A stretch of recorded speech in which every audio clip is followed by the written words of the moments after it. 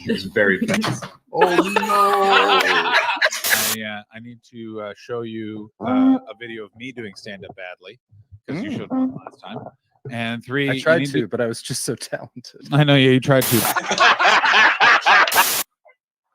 Just like intangible red flag territory. Like he's not saying anything specific, interesting. But like just as he's talking, you're like, do not be in a room alone with this man. Yeah, 100%. So we can all love each other. No. All right, great. Okay, great. This is great. What about him is an intangible red flag? Is it a way he appears, way he talks, hand gestures? Do you know what the word intangible means? All right, I'm gonna go have a piss. Ashley, you're in charge. I'm in charge. Bitches. I went down on a juicy boozy, and got a fart, and this chair's gonna make it reverberate. Hey, wait! John. Hey! Oh no! Oh no! Everybody else, Hey! What's going on? I'm just waiting for music. I thought you were getting music. Oh, I thought you were just getting how music. my penis gets born. Ladies and gentlemen, welcome to the show. Here's a shed. The ice cream cones came with a little metal packet that is just full of sugar.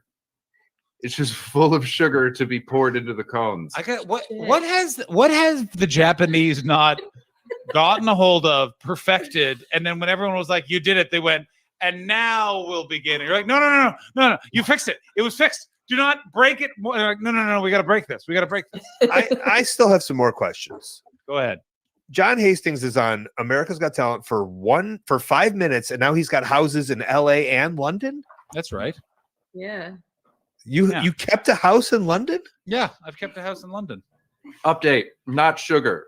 There's no fluid tasting enough to warrant sucking it out of him. Yeah. No, but it was. Did he do it when he was then in the band when they were the 4 Bee Gees that brief time before then his heart exploded? Wow.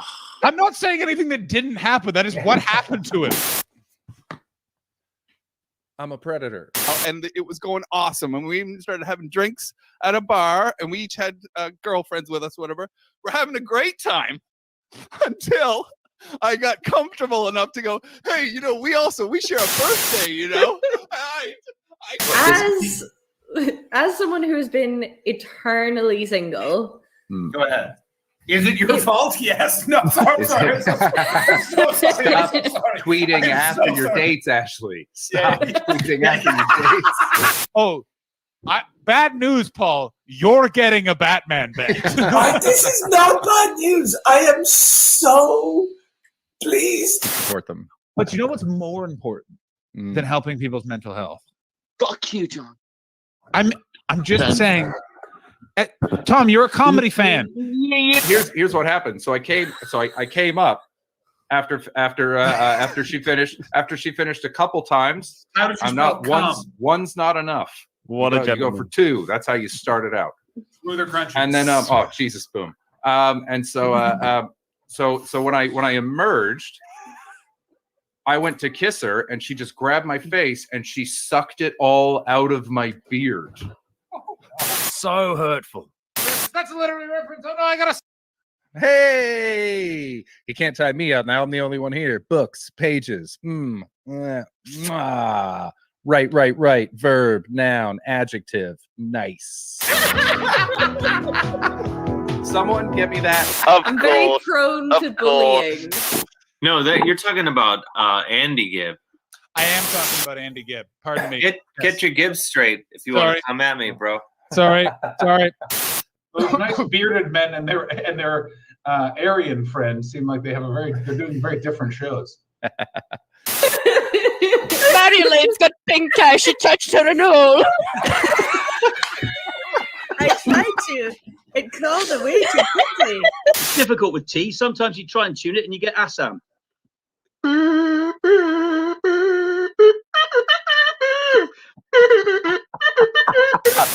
I'm officially declaring it. Jordan is the governor general of this stream. God damn it, guys. I took a Ritalin today. I can only focus on one thing at a time. What is happening right now?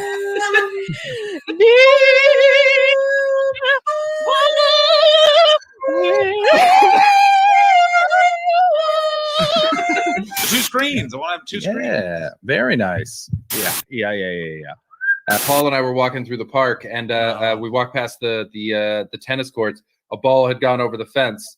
Paul went down, grabbed it, threw it over, and the young woman who was playing said, "Thank you, sir." Oh, ouch! Right, here's what's gonna happen. I'm gonna fucking take over this fucking festival, and you're not gonna fucking stop me. Why? All these fucking robots are all around the fucking city, right? Yeah, don't knock a spit roast till you try it. Just hang on. Can you just keep going?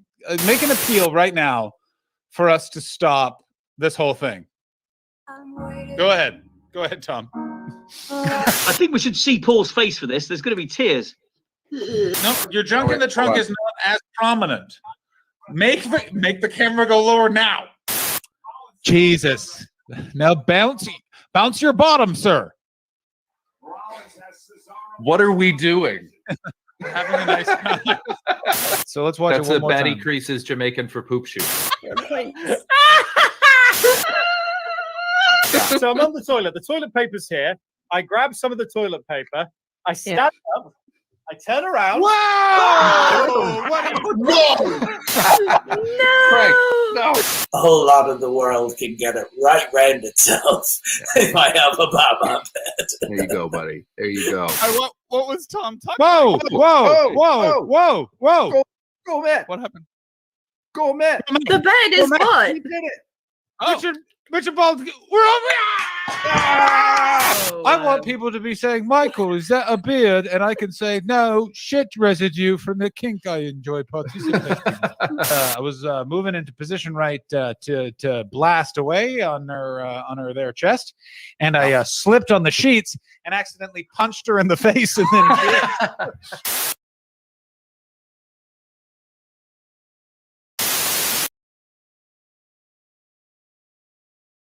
Oh no, the Canadians are coming. Chris, John, and Irish Ashley combine to make the ultimate team, better than any wet dream. Welcome to the Untitled Twitch stream. John's the CEO and Boomer. Ashley's the real leader. Chris brings the vibes and juices as our enjoyment increases. Welcome to the Untitled Twitch stream.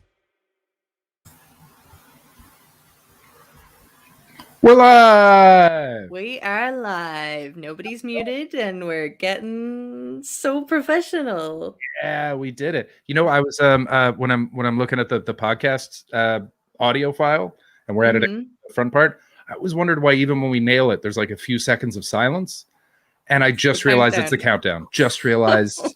I was like, but we were right there. We nailed it.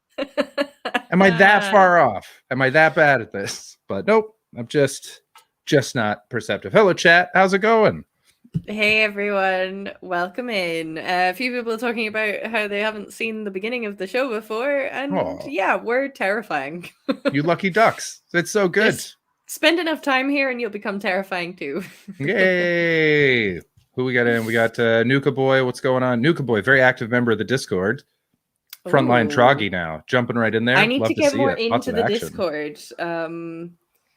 I'm not gonna. I like group chats frighten me on the best of days, and Discord is like a group chat on steroids. So, you know, I'll be timid, but I'll be there. The bigger the group chat, the safer I feel. There's more. There's more to hide behind. You know? Oh God, no! Because everyone's doing it, and you just go, this is fine. I'll throw something in; they won't even notice it. It's all good. There's one for my basketball team that it's always moving. People are so angry, and every now and then I just throw something in. Do mention that you're in a lot of group chats, and that, I mean, firstly, it stresses me, but I'm not in any really. John's in a lot. I'm in a couple. I'm not in many with comedians. I'm only in like a couple with comedians.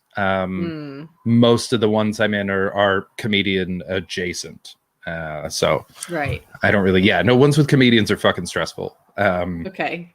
But just people, grand old time. I'm not saying that I want to be in them. I'm just saying it hasn't happened. Fair enough. I'm getting into quite a few of them for my teaching course, and that's a whole thing. That is Yeah. a whole thing. I bet. Uh, Has anyone hooked up yet? not that I'm aware of. Oh, the group but chat there will out. There has been questionable messages. Like what? What have you seen so far? Oh, I don't think I should say. You don't have to name anyone. You can just say. I Did mean, you have a I Jeffrey would- Tubin? Dude just got his dick out. Just full started Well, jacking it during so- the break. okay. I don't even know what that means. Oh, do you not know the Jeffrey Tubin thing? No. Jeffrey Tubin, formerly a very respected writer and journalist for the New Yorker, was doing like a thing with everyone at the New Yorker. They all went for a coffee break. I don't know if he forgot his camera was on or didn't, but during the break, just started pounding one out. Oh. Yeah, full hammer and sickle, and yeah, and that was a wrap. That's goodbye, Jeffrey Tubin. He was such a big deal at the New Yorker. He was such a big deal, and then he got his shroomy little dick out, and that was a wrap. That was the end of that. Oh God. Okay, so there's one particular group chat that I'm in, but I do not engage with, and I have it on mute because it's the UTS one. I understand. It's fine. There's so many people in it, and they're all horrendous. I'm in another group chat with a handful of them because we've been put together as a group for work for a project, and they're quite manageable in the smaller group, but in the bigger group, it's all this chat just descends into chaos. Yeah. And I kind of scroll through it sometimes, mostly to see if I'm missing anything. Like Important. sometimes they mention something about an assignment that I don't know about or something, so I kind of keep an eye on it. But like they talk about how fucking hungover they are all the time. Okay. Or they talk about the fact that they're trying to get stuff done because they're going out tonight, or they talk about the fact that they're not getting stuff done because they're going out tonight. All this sort of thing. So they're all 20s. They're all early 20s they're people. all early 20s. Yeah. And it's really shit. But like, there was one message where they were talking about being stressed around the course or something, and one of them just goes, "Right, I'm getting a bag." And I had to go back over it a couple of times, and I'm like, do you mean of gear? Like, wow. You're gonna be a teacher. Wow. And it was just so like out of left field, and I was just like, that's brave to say that in a group chat of teachers, I kind of applaud it, but it's still just like, oh. But I guess you're all like young teachers, so it's like you're the cool ones. Whoever that one was is the one that's going to be done for fucking a student one day. The weird thing is that this one kind of is like really seems to have a really good work ethic. It's because they're on so much gear. Yeah, they're so they're so functioning. focused. Wow, they have so many great ideas. Where are these coming from? It's wild. Yeah, it's so. But I was just like, wow. I mean, it's one thing to say it in a group chat of maybe, you've made some friends on the course or something, but to say it in a group chat, which is the whole English course. It's pretty, you feel very free. You seem like a free spirit. Congratulations. Free spirit, indeed. Congratulations on that. Yeah. I'm in one group chat with my childhood friends, and there's 12 of us. And I've known some of them since I was 6, but most of us sort of got together in high school, and they hang out every day. Not all of them together, but at least a couple of them are always hanging out, sectioning off friends. Every now and then we all get together. It's awesome, man. They were like, I was so jealous. They had a big barbecue on the beach the other day that they organized within 24 hours. They were just like, what are you guys doing tomorrow afternoon? Nothing. We're going to this beach. Nice. Bring your food, bring your beer. We're going to sit down, watch the sun go down. It's fucking awesome. It's so good. I love those guys. But because there's so many of us and they're so tight, like I've lived away for 12 years, and of my adult life, I've lived away for all but 3 years of my adult life. Okay. So like, I love these guys. I'm friends with them. I see them every year at Christmas. I am not part of that interaction, the day-to-day constant thing. Because it's every now and then I log in and it's like, there are 400 messages in here, guys. Yeah. Some of you have kids. How? How have you done this? And they'll tag me, they'll be like, Chris, are you in? And I'm like, for what? I'm not scrolling through this bullshit. No. There's no way I'm reading this nonsense. When you tag me, you be specific. You let me know what the fuck you're talking about, because I'm not agreeing to go to Mexico with you guys. I'm not doing it. That's so great. I was in one kind of friend group chat with there's a group of, I want to say like 6 of us that were close enough in school. Hold on. I just want to address Noka Boy here real quick. 400 isn't a lot for teenagers. Every guy in this group is in his late 30s. There's no excuse. It's too many messages. It's too many messages. I'm sorry, you were saying? No, that's okay. I agree with everything you just said. Yeah, so I actually set up this group because we were all around in, I think it was like the last summer before a lot of us were kind of heading off to various things. A romantic time. It wasn't the first year after we left school, but it was one of the 2 after that, I think. And we all happened to be kind of still around or had come back or something. Anyway, we were all around trying to keep in touch and hang out. And I ended up leaving the group chat, even though I set it up. Oh, wow. Was it poisonous or was it just a lot? It was poisonous. Okay. It was, yeah, it wasn't great. And now, like, I got kind of edged out of our friend group in a weird way. Oh no. Yeah. Ashley, did you tweet about them? Did you do this again? I didn't tweet about them, but did you write an article in the Times? My poisonous friends. They are toxic. These are their first and last names and their places of business. Yeah. Oh, I'm sorry to hear that. No, I mean, it's fine. It happens with illness. I know that's kind of shitty, but you just kind of find that people either want to be in your life or they really, really don't. So, you know, I think that's most of it. But yeah, I keep in touch with one of them. And then I was the only person out of the friend group from school that didn't get invited to one of the girls' weddings. Oh wow.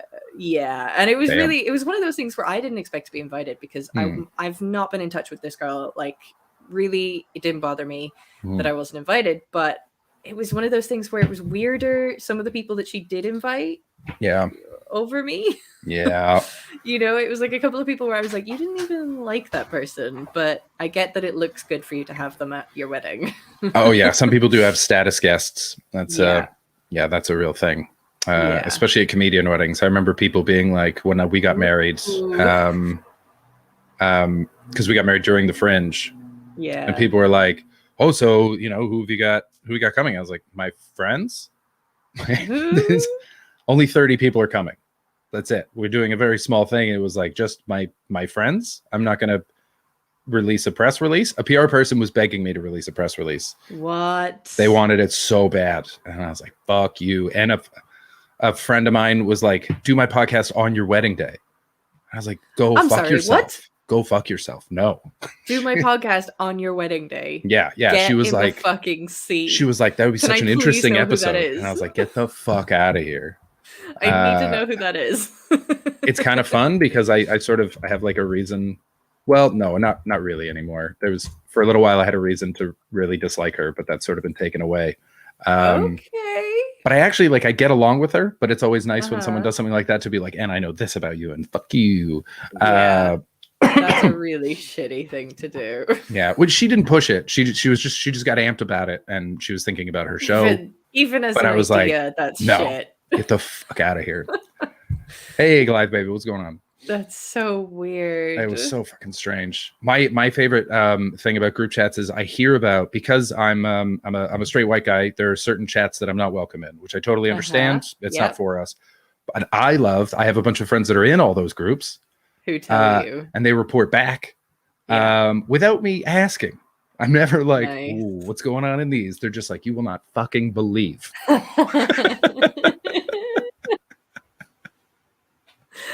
That's so great. And the amount of fighting that happens in these supportive groups is my favorite goddamn thing in the world. It's like I'm not in any of those particular ones. I'm in a group chat from Ireland, but it's not really for, like, it's kind of more official than that. It's not really a bitch session or anything. But yeah, I just have like anytime there's been something I needed to like, basically there's been 2 times where somebody was just like, they just called me directly and were like, this is what you need to know. Yeah. There's a lot of backstory here. yeah.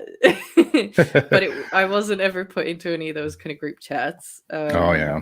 Well, you can get into at least one of them that I know. You've got an open invitation to one of them that I know of. I can't invite you, but I know that you're welcome. I just for anyone wondering, Glad Baby's asking where John is. He misses that constipated, passive aggressive look. Not far off, actually. Yeah, that registered with me, and I went, "That's accurate." Yeah.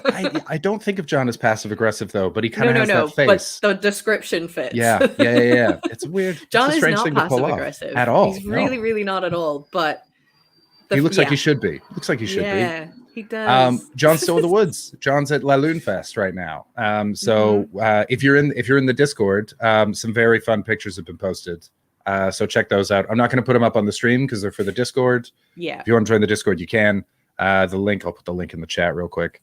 It's a fun place to be. Come hang out. It is those very pictures, fun. like I don't know. It's so strange how attached I've become to you guys, but I was looking at those pictures as if I was looking at pictures of my child on a school tour. Like I just thought, oh, look at his little face. Yeah. Yeah, the one by the fire where he's given the gun. It's like you're gonna have such a nice time, buddy. Oh, yeah, it's so cute. Do you think so? You've never done mushrooms. You're not really a drug person. I have taken mushrooms a great deal, and I love them. I love them. Okay. I love them. And every time I come back from them, and that's not to say John's doing mushrooms. This is all just hypothetical speech. Allegedly, let's say allegedly, John did a bunch of mushrooms this weekend.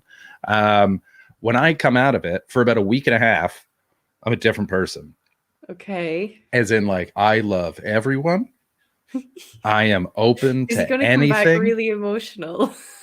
That's what I'm wondering. Is like how strong is John's anger and annoyance, ability to be annoyed? How deep in his core is it, and can it be shaken loose by psilocybin?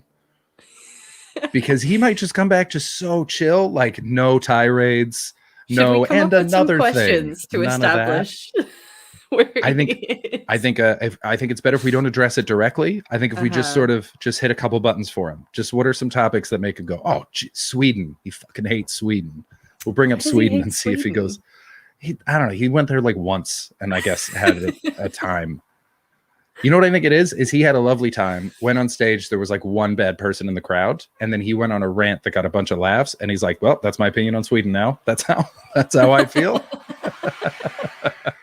I feel like that might be something that happens for a lot of comedians. It's just establish a very full country's likability based on one gig and one interaction. Mm-hmm. Yeah, completely. I feel comfortable saying that this is the whole country at all times. I do that. I call all of Holland cheap because one waiter was a dick. Have I told you that story? I did a show Boom Chicago. Please which tell is me in, that story. It's you in did Amsterdam. Boom Chicago. I did Boom Chicago. Yeah. I got to headline on the main stage. It was amazing. It was so fun. My friend Richie used to run that. Oh, no way.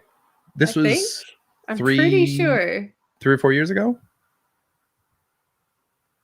I'm sure he was still there then. That's entirely possible. I don't remember the names of anyone that I met. I remember I bonded with one of the He's techs. a small little Irish guy. No, Okay. Maybe. The guy that I remember was a big guy, but he's one of the people great. that I've messaged to come on the stream at some point. So hell yeah. Get to meet him. Yeah, man, get him in.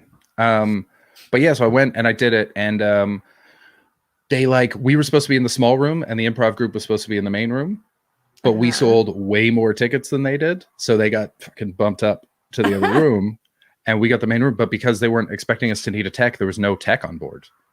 Okay. So I was headlining, so I teched the whole show until right before I went on, and then just ran down the stairs and set everything up for my set. And so because of that, I didn't have time to get a drink before I went on stage. And I was doing like, I think 45. And so while I was on stage, I saw a waiter. I was like, "Do you mind?" I couldn't get to the bar before my set. Can I order a beer from you, please? He was like, "Yeah, no problem." I was like, "Round of applause for your wait staff. Aren't they fantastic?" Comes up, puts it on the stage. I was like, "Thank you so much." And he goes, "Cash or card?" I was like, Are you kidding me right now? So funny. Are you fucking kidding me right now? Cash or card while I'm on stage, while I'm in the middle of my show. Maybe, is there any chance he thought it was being funny? Hilarious. Maybe, but he did charge me. So if he thought it was funny, he made me pay. I was like, I don't know, card, I guess. And he was like, cool. And he just pulls out the machine. I paid for my beer on stage. I mean, it is funny though. It's so funny. I tipped him because I'm fucking funny. Canadian. So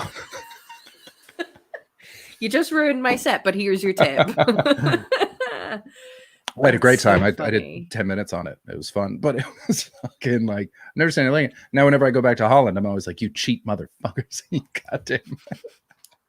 That's really funny.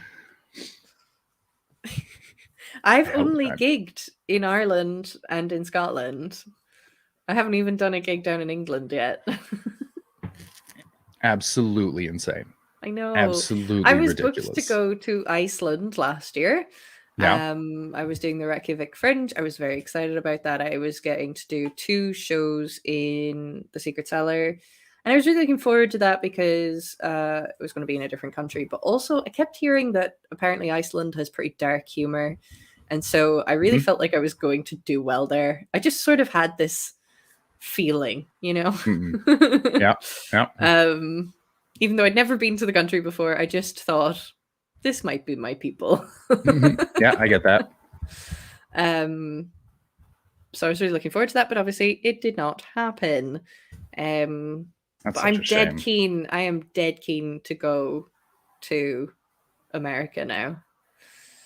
I really want to go and gig in places in America. New York, Chicago, LA. Yeah, me too. I'll meet you out there. Yeah. I can't wait. I'm gonna be down in New York a lot come the new year. So that's exciting. Yeah. I'm gonna be down there as much as I possibly can because that's all I wanted. That's all I want. I just want to be a New York comic.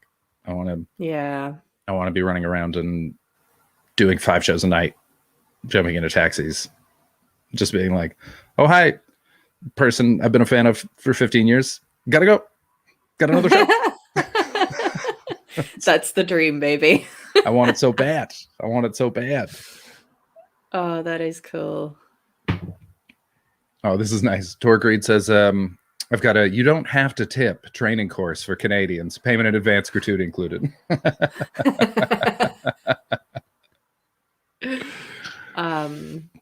That's great, Boomstickery. Yes. What movie is this a reference to? For the people on the podcast. By the way, hello, podcast listeners. Welcome to the Untitled Twitch Stream podcast. I'm Chris Betts. I'm here with Ashley Manning. Hope you're enjoying yourself. So for the people listening, Boomstickery said, ever since I was young. Goodfellas. It is. Yes. Ever since I was young, I knew I wanted to be a New York comic. Yes. Google it. Oh my God, Ashley. Did anyone say it in the chat? I'm just double checking. You can never give me any shit ever again because I got that. I'm going to give you so much shit forever at all times. But I got that one. You did get that one, and I'm very impressed. John's going to be very upset and very excited about it. In fact, can someone please clip that and just send it straight to John? Just send it straight to him. I hope he's going to want to know. Looks at it while he's kind of allegedly.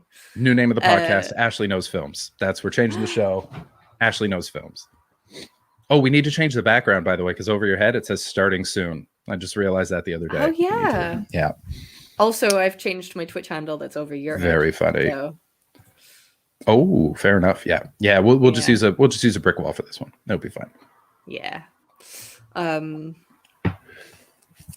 Yeah, I want to be a New York comic so bad. I'm so happy I got that. I'm very shocked. I love that film, though. I actually love that film. That film, it's such a good film. It's incredible. It's an incredible. I think about it every time I chop garlic. Yes, right? Every single time. Every single time. I'm like, why am I not as good as that felon in prison? Yeah, why can't I make it so thin? And I always think so thin. I didn't even have a proper knife. like it dissolves in the sauce. I think he says something like that, and it's like, oh, I want that. Oh, I want that so fucking turns bad. to liquid. I think he says something like it liquefies. Yeah, so I can't remember I'm gonna have to rewatch. Darn, now I have to rewatch Goodfellas. What a shame. I don't want to watch that now too. Oh god, it's so good. I was really old when I got around to watching it, and I was immediately struck by like, why have I not been watching this for years? This is this is so up my street.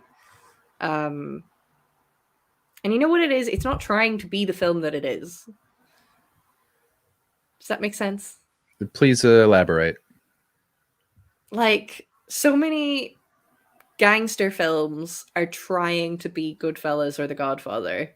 To be fair, the Goodfellas could not be another gangster film because it came basically The Godfather was the only great one beforehand. So it was that's hard.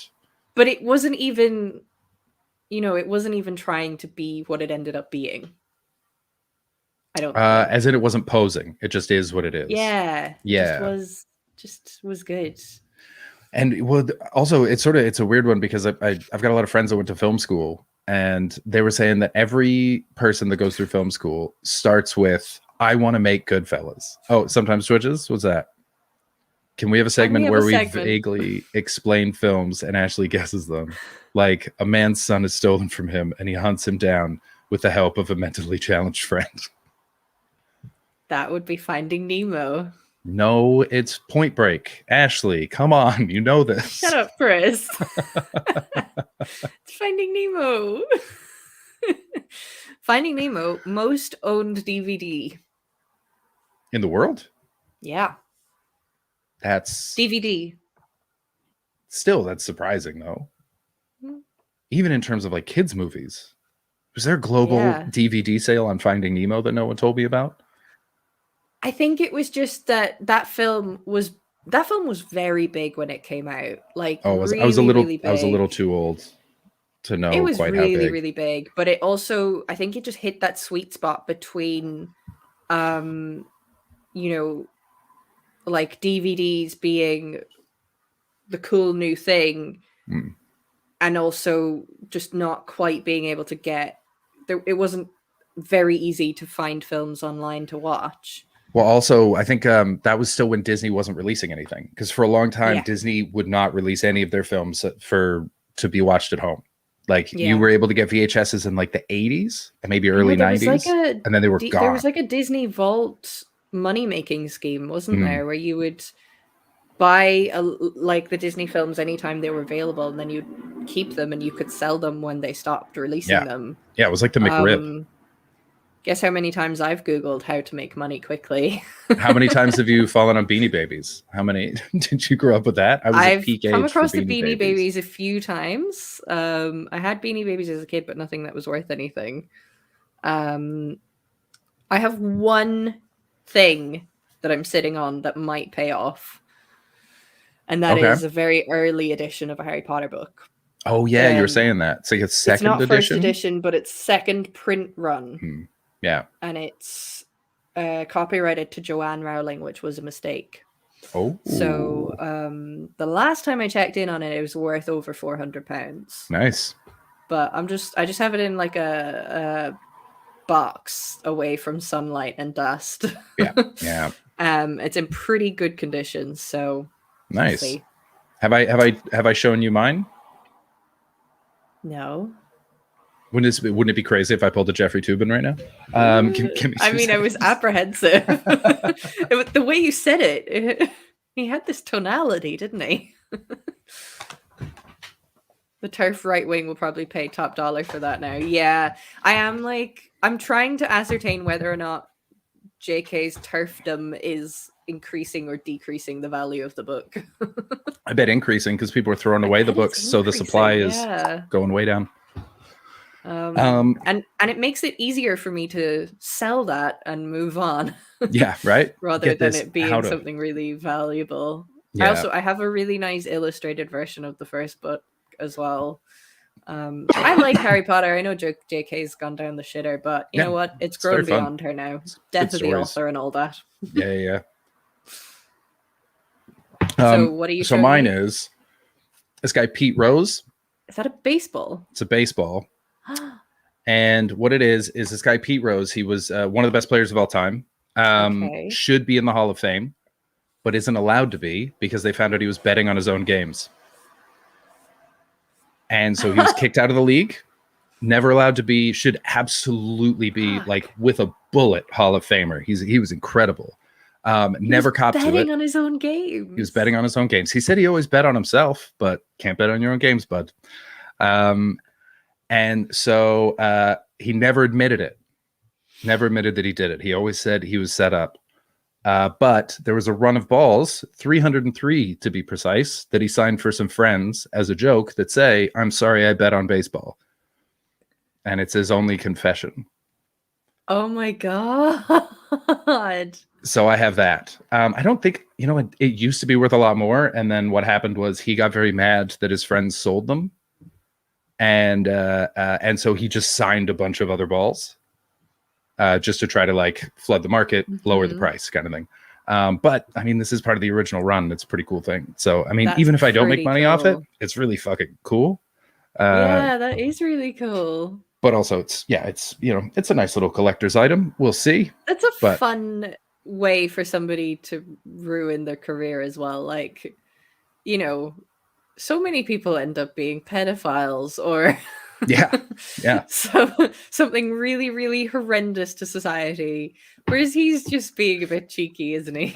Yeah, and there's a big debate right now because I don't know if you definitely didn't watch baseball in the late 90s, early 2000s. It was steroid palooza. It was people were breaking every record all the time. Let me pull up a couple pictures of some of these guys. Mark Maguire, Sammy Sosa, and Barry Bonds are the three guys. And they were just crushing home runs, absolutely destroying them. Is it this one? Is that big enough? Will we be able to see that? No. And it was called like, people were so fucking mad about it. They had a Senate hearing about baseball players taking steroids. That's how angry everyone was about it. And so, crazy. But all these guys are going to get into the Hall of Fame. Yeah. They're all going to get into the Hall of Fame, even though they full just cheated. He didn't cheat. He just put some money on a game, But it was the thing of, if you're cheating to win, fair enough. But cheating to lose, get the fuck out of here. It's not overtly stated, but that's the impression that I get. Whereas like, if you lose on purpose, you're a real piece of shit. Winner's going to win though. What are you going to do? You gotta, that how do you second place is first loser, Okay.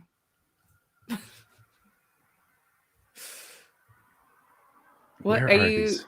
You are trying to bring something up. Okay, I wasn't 100% I'm trying to sure. find. Here's a fucking great one. Okay, so this is Barry Bonds, who is, and I feel, I actually feel the worst for Barry Bonds out of all these guys. Okay. So like on the left, that's him pre-steroids. To be fair, that would have been like college, probably rookie year. And I was then gonna say he's very post-steroids. young, though. He's very young, but I don't think you can quite see how jacked and massive he is in that second picture. Right. His whole body changed. And I feel bad for him because Mark Maguire and Sammy Sosa, one of the best years of baseball, they were both chasing the home run record, and it was exciting. It was very fun. They were going back to back. They both smashed the shit out of it. And he was just very good. He was just if no one was taking steroids, he would have been one of the best players. And even with him taking it, he was great. Mm-hmm. But then he was like, I mean, if everyone's doing this and I'm not, then I'm a chump. If they don't care and everyone's winning this way, then I have to do it too. And so he just started doing it. It's like, that sucks, man. That's really too bad. sucks for him. Because Yeah. he was so fucking good. He was so good. Oh, that's really shitty. Yeah. Yeah. Oh, I do feel bad for him. I get that.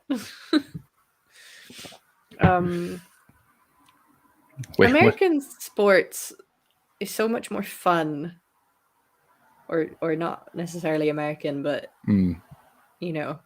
that side of the ocean. It's a lot more fun than in the what way? sports over here. I don't know, the sports over here, I'm just like, oh, you're all arseholes. Whereas you know, so I mean, obviously my only experience of American sports is very television based. I mean, that's kind of my only experience of most sports, to be fair. To be fair, that's everyone's. You never get close to these yeah. guys. It's always at a distance. But like, I don't know. When I was a kid, I always thought baseball games looked really fun. Oh, they are not. I absolutely I love them, and even I have to be like, this is boring. Okay, yeah, that's for sure. Like all the stadium. What's that song? I don't remember what it's called, but there's like that iconic song that's associated with a baseball stadium. Oh, I immediately thought of the hockey one, but I know exactly what you're talking about. Because there's a hockey one that goes, "Hello, there, we're on the air. It's hockey night tonight. Take me out to the ball game. Thank you, Kimmers." And Blaze it. I don't know why I could only hear the hockey one. Either. No, that's not it. Oh, that's the baseball song. That's okay. Then what am I getting mixed up with? I have no idea. Is it Gary Glitter? No. Is it da-na-na-na? Hey, da-na-na-na. Is it that? No, it's not that. What's the song? Oh, it's, you know what I bet it is. You know what I bet it is. Hold on, I'll find it. I can't think of it. I remember it playing in one of the Rugrats movies. Yeah, I've got it here. There's it's like on an organ or something.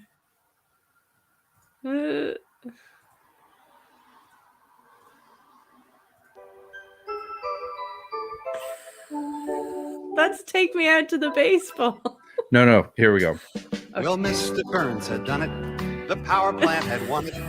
Is this going to get us taken down off YouTube again? Yeah, probably. Like Sosa's tragic. Does that say Hank Azaria? Yeah, he did voices. He did a bunch of voices on Simpsons. On the barroom top, we're talking softball. Back to San Diego, softball. Mattingly and Canseco, King Griffey's grotesquely swollen jaw. This is not at all Steve what Saxon is running with the law. This is definitely the song you meant. Talking Homer.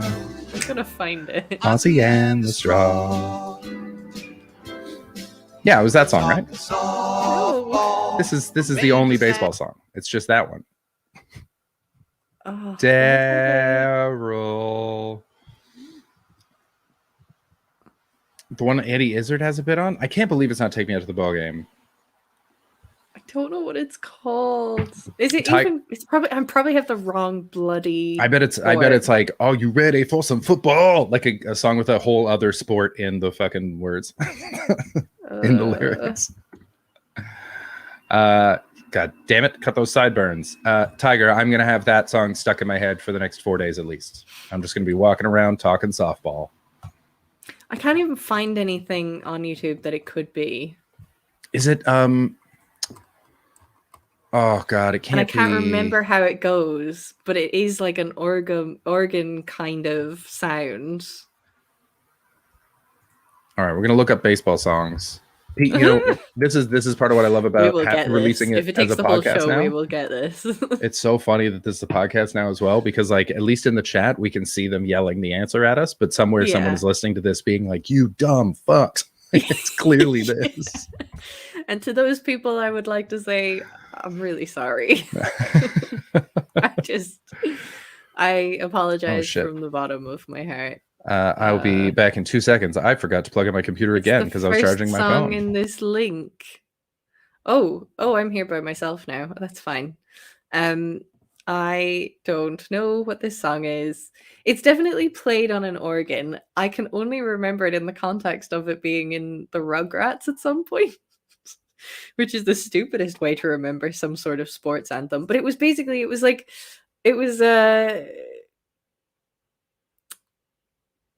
I'm going insane. What is it? What is it? I don't know. Chris Ashley, it's the first song in this link, guys. This guy's link. I feel like you're all a bunch of liars. It's not Take Me Out to the Ball Game. All Star by Smash Mouth. It's not that either. Is it Charge? Is that what it's called? Lots of people are shouting Charge in the chat. Okay, we got is it Center Field by John Fogerty? don't know how that goes. Is it The Greatest by Kenny Rogers?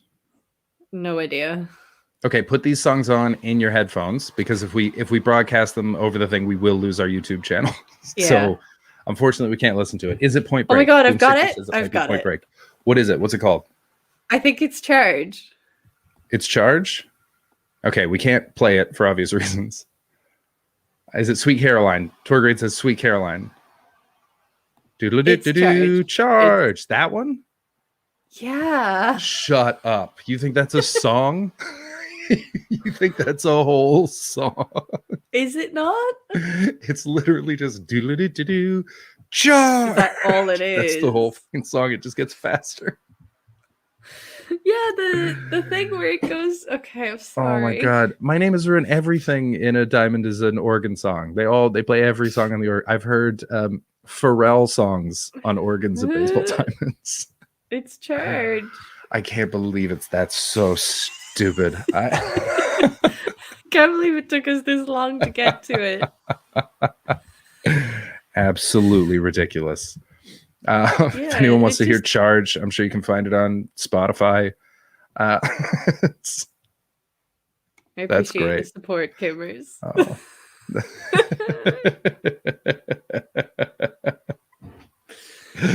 Anyway, that's just All right, what well, I associate with American energy in sports. Well, at least, I mean, we know our raid message now, so that's good. That's so funny. I mean, they do it's pageantry over there, where it's not at all in the UK. In the UK, it's very much like, we're here to sports time and we'll sing our little songs and fight each other, but we won't have any pageantry. All right. No fun. Yeah. Whereas everything in North America is fucking cheerleaders and pyrotechnics and It's halftime it's shows the where people juggle cheerleaders. dogs and It's all of that cheerleaders, all of that kind of kiss pep rally cams on the- bullshit. Yeah. It's really great. fun. It's really fun. It's Yeah, really, like, really fun. It would have been really cool, I think, to go to a school where there was so much kind of school spirit and support and Oh no, stuff you like would have been that. bullied so hard by those people. You would have had an awful time.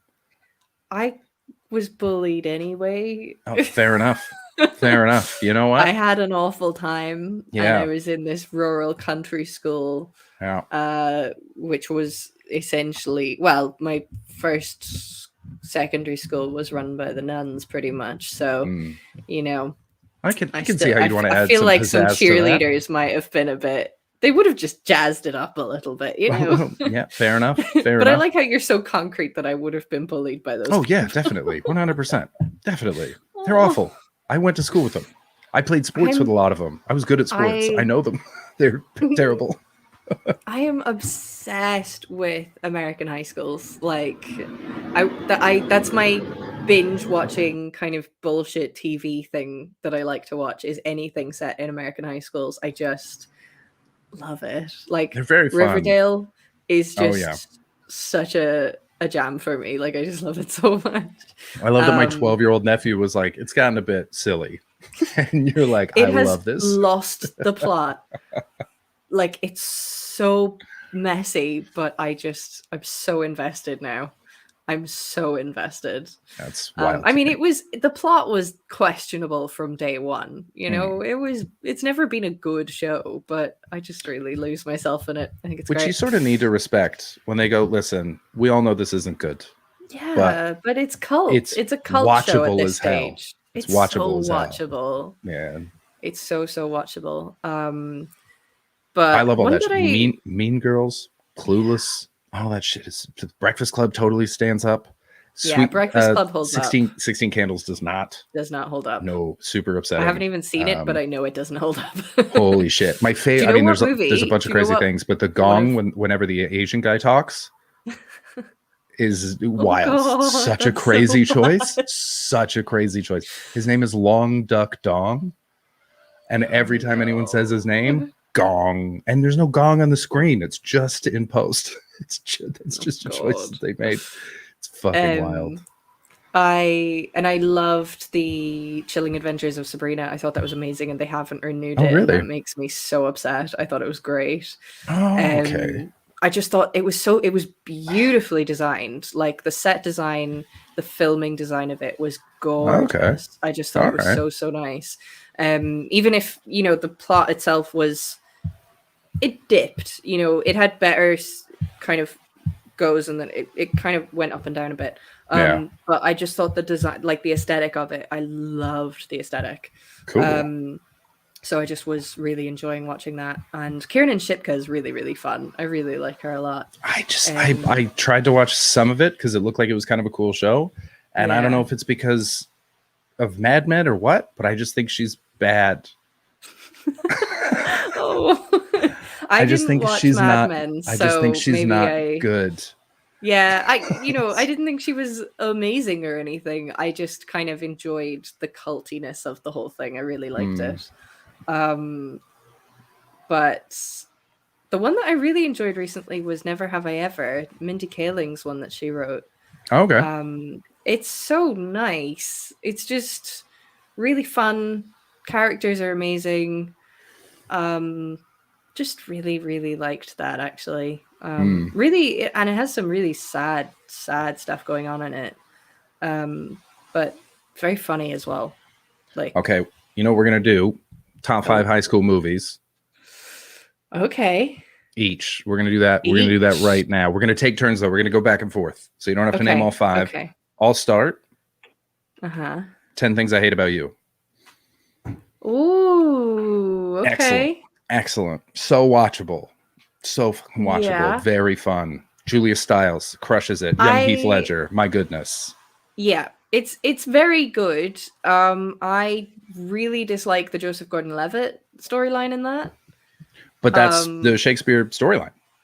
I know it's the storyline. It's taming the shrew. So you can't get rid of it. That's the I know you can't get rid of it. Yeah. But I think they played it off in a creepy way. It's a creepy story.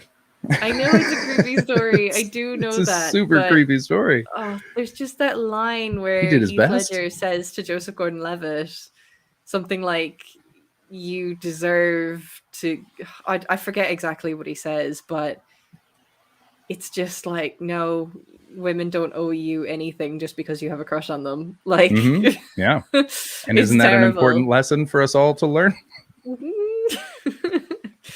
No, but that's what I'm saying. That's not what he says to him in the film. In the film, he's like, no, you go after it because you deserve her. Yeah. That's very American, though. I know, but it has not aged well. No, of course not. But it's so fun. Sometimes that's the thing, is like the main plot might not be so bad if you look at one of the background plots, it's such a bad film. The worst one for me is Crazy Stupid Love. If you look at that film and you just pay attention to the teenage boys storyline, yeah, holy shit, it is bad. There's literally a scene where he's like, and just he's trying to convince his dad not to give up on winning over his mom, and he's just like, you gotta keep I don't know, keep chasing her or whatever. Just like I'm not gonna stop sending Jessica messages that make her feel uncomfortable. That's his line. Is that the Steve Carell one? That's the Steve Carell one with Ryan That's Gosling. a fun movie, and that whole thing is super weird with that kid. It's so super weird, so bad. Yeah, and then he finally wins her over by still just like going for it. Buddy, you can't. No, but we're talking good ones. Your turn. You're up. Okay. High school movies. I fucking loved High School Musical. This is gonna come as a shock to you. Did not see High School Musical. You were probably too old for it when it came out. I was too old for it when it came out, but Everyone really enjoyed was it. too old for it when it came out. There's no need for that. I feel the same way about Glee. Stop this. I thought it was really fun. Steven crushing it. Steven absolutely It's knew one you of were going to those- say High School Musical. It's one of those things that it's so nostalgic when you go back to it, and it was nobody thought it was a great movie at the time, but it had something, it was a little bit of magic. Was it like Charm or I think it was so cringy. so Earnest? Yeah. This is Zac Efron. Oh my god. Okay, I've got the It is I've got the cast birth here. of Zac Efron, and everybody was in love with Zac.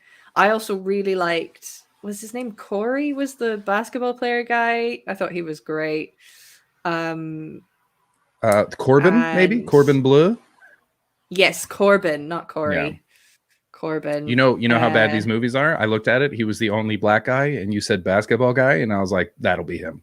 That's how. That's how casting in these movies works. The basketball guy. Yeah, I mean, I remember reading. I think only in the past few months, I remember reading about. There's one black guy and one black girl in the film, and obviously they're a couple. Oh yeah. It's so bad. It's not aged well. But basically, to be fair, Vanessa Hudgens is racially indiscriminate. Yes. You cannot tell what that woman is. And They she did definitely white her ends up up for the with. film. Oh, did they really? Yeah. I guess, but next to they didn't Ashley white her up, Tisdale. but yeah. I mean, Ashley Tisdale's the whitest person that's ever lived. That's fair. But I remember reading that the black actress in it, she they wouldn't get a hairdresser that knew how to do hair for a black woman. Classic. And so they literally gave the character hair bands, like just to cover her hair because they didn't know how to style it for her. Jesus and I just Christ. like, oh, that's so bad. Yeah, apparently that's super common in like all movies and TV. It's brand new that they're starting to bring in black barbers. Had short hair. That makes sense. Yeah, because she was just like, no film knows how to do my hair. They never would hire black hairdressers. Yeah, and you're just like, God, it's so shit. But the songs, the songs in it were just so funky and fun. Kimmer's had an opposite experience. Kimmer says, I used to be a beauty therapist and we did princess parties on weekends in the salon for little girls. I listen to that fucking album on repeat and it makes me want to pull out my eyes. That's fair. That is fair. I so wish that we wouldn't lose our goddamn YouTube channel because I just want to play that one of the songs off it now. Just the mischief in me is like, with this song? Yeah, that is fair. A lot of Zac Efron hate going on. Okay. Your second high school movie. Okay. So I said 10 things I hate about you. Mm-hmm. Next is, you know what? Clueless. Okay. Another classic adaptation. It's Emma, right? Clueless. Very fun. A little weird that she ends up with her stepbrother.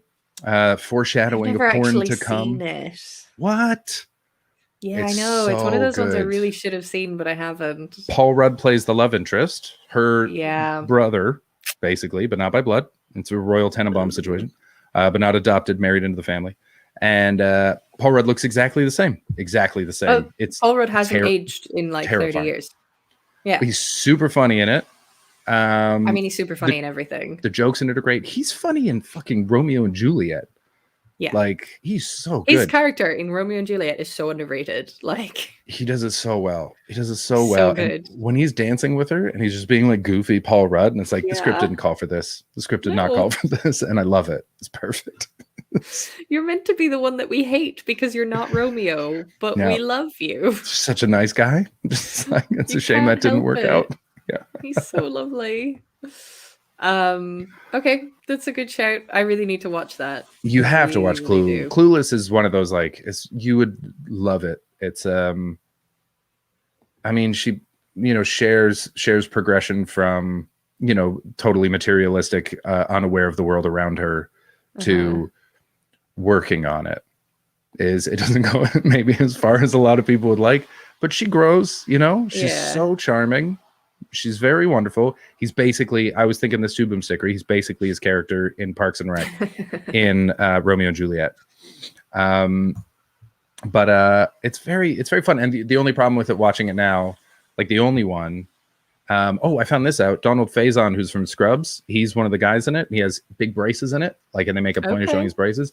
That's just because he was new to Faison? He's Turk in Scrubs. Turk, yeah. I was thinking it was Turk, but I wasn't 100% sure. So he just had super fucked up teeth. That series is great, Stephen. Sorry to interrupt. What's that called again? Living with Myself? Living with Yourself or Myself? Yeah. Excellent. I thought it was such a good kind of it was a really, really nice, weird play on mental health. Okay. I thought it was a really good depiction of what it's like to live with mental health issues. Okay, I haven't watched it, but I love Aisling because I remember from the circuit. She's so and good she in was it. so nice. Yeah, she was always like so funny. Like it's like when she hit Yeah. the London scene, so funny, but just super cool and very fun Yeah. and very She's chill. lovely. And would like come So up and like lovely. to anyone and just be like, I really like that joke. That's a great joke. And then sort of go out and it's like, you didn't need to do that. We all know you're going to be famous. Yeah. This is awesome. So She's so nice. yeah, I got and nothing but but time she's for her. excellent in that series as well. She's very, very good. I love that Aisling B and who's she doing that series with again? What's her name? Sharon Horgan. Sharon Horgan. I was going to say Yeah. Susan Horgan, and I was like, no, that's not right. Oh. Sharon Horgan. I love that they are hitting. They're getting really great roles, Mm.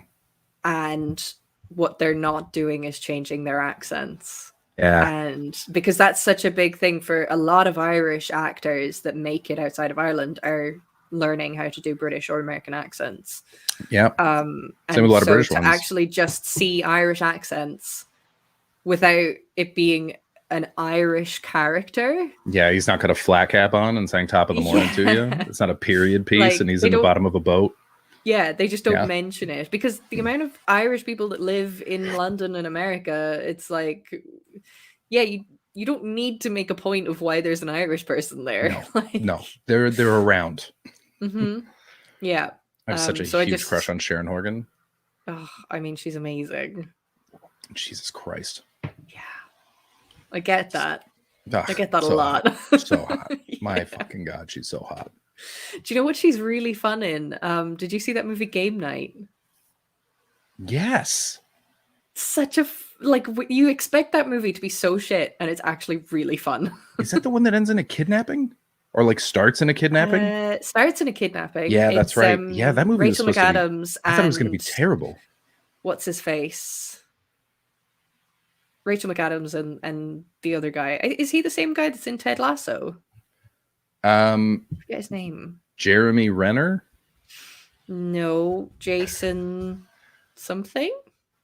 Game night. Jason Sudeikis. Jason Sudeikis. No, it is I not. always get It's, him mixed up with the Ted Lasso guy, and It's know that Arrested they're Development guy, different people. Jason Bateman. Jason Bateman. Jason Bateman. They are both called Yeah. Jason. That's why I get them mixed up. Also, they're just sort of like supporting actor white guy. Yeah.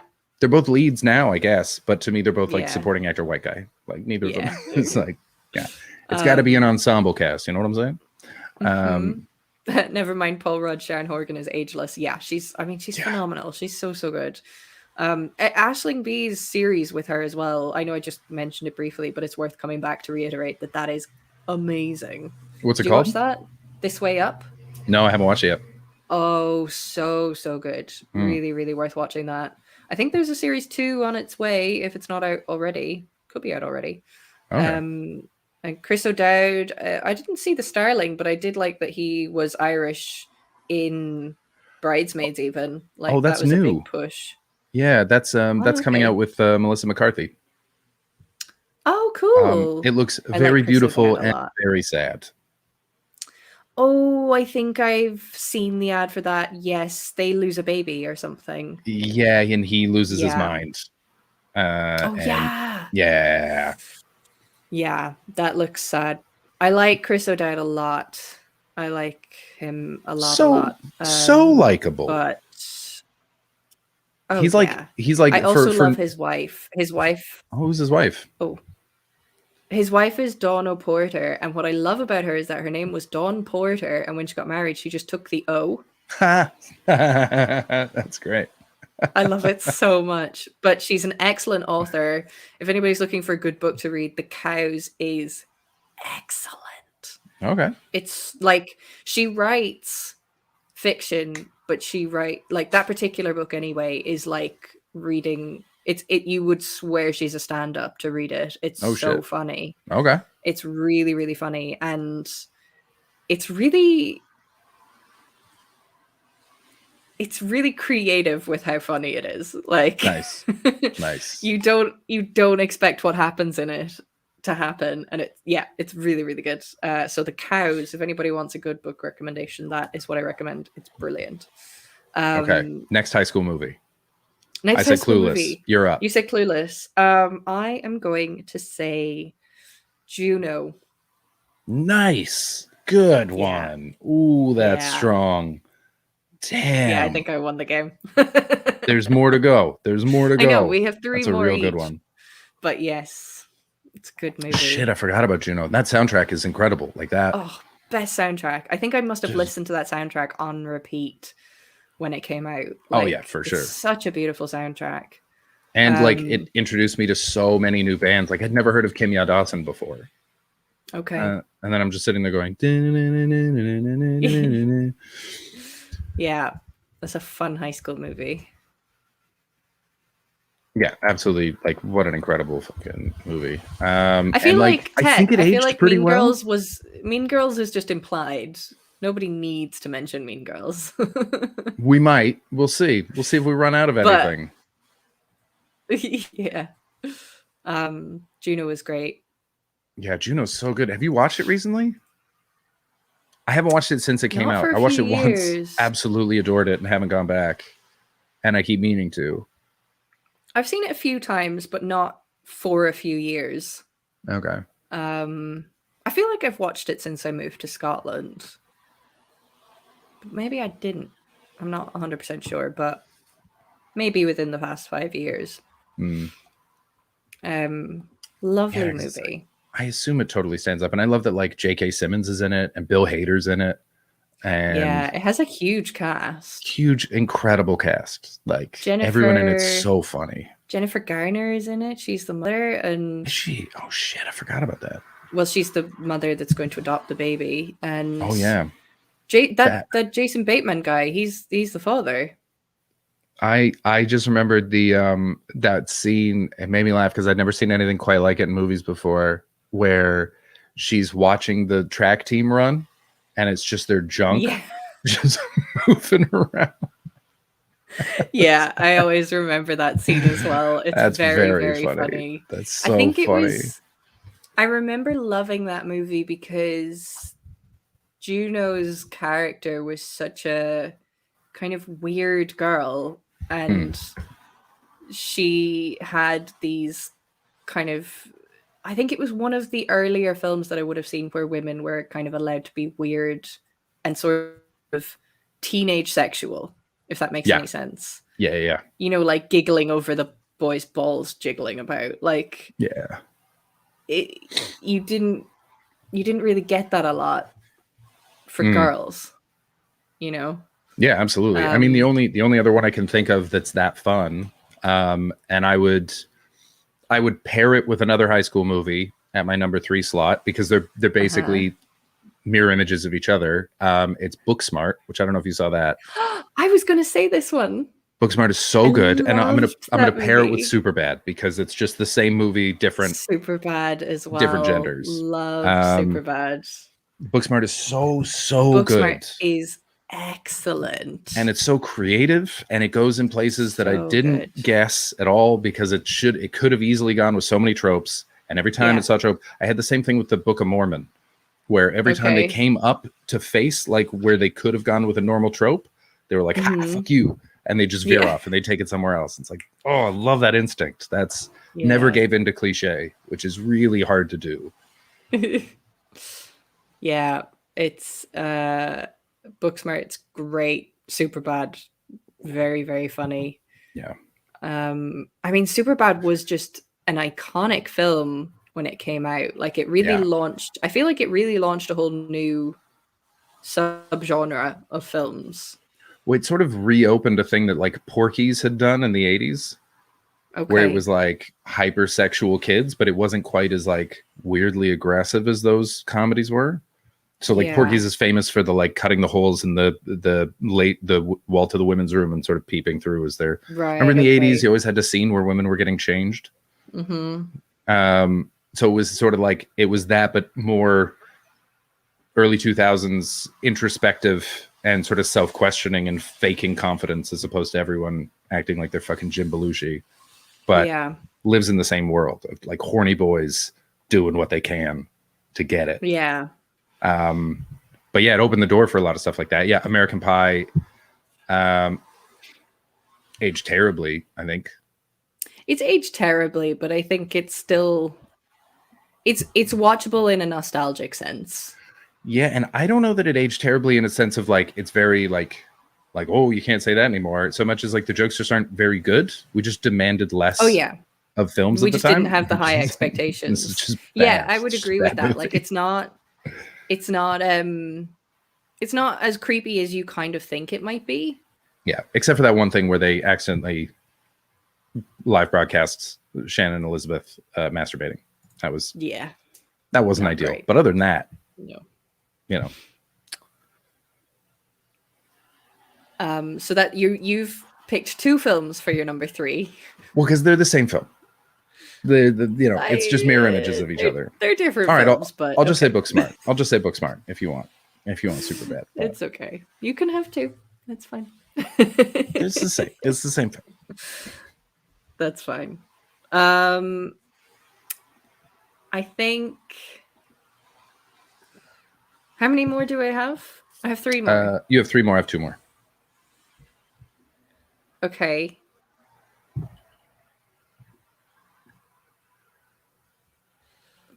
I think. See, Tech gets it. One school-ish movie that I'm trying to think of, like, because, you know, we started talking about kind of Clueless and you said 10 Things I Hate About You. So they're kind of older ones.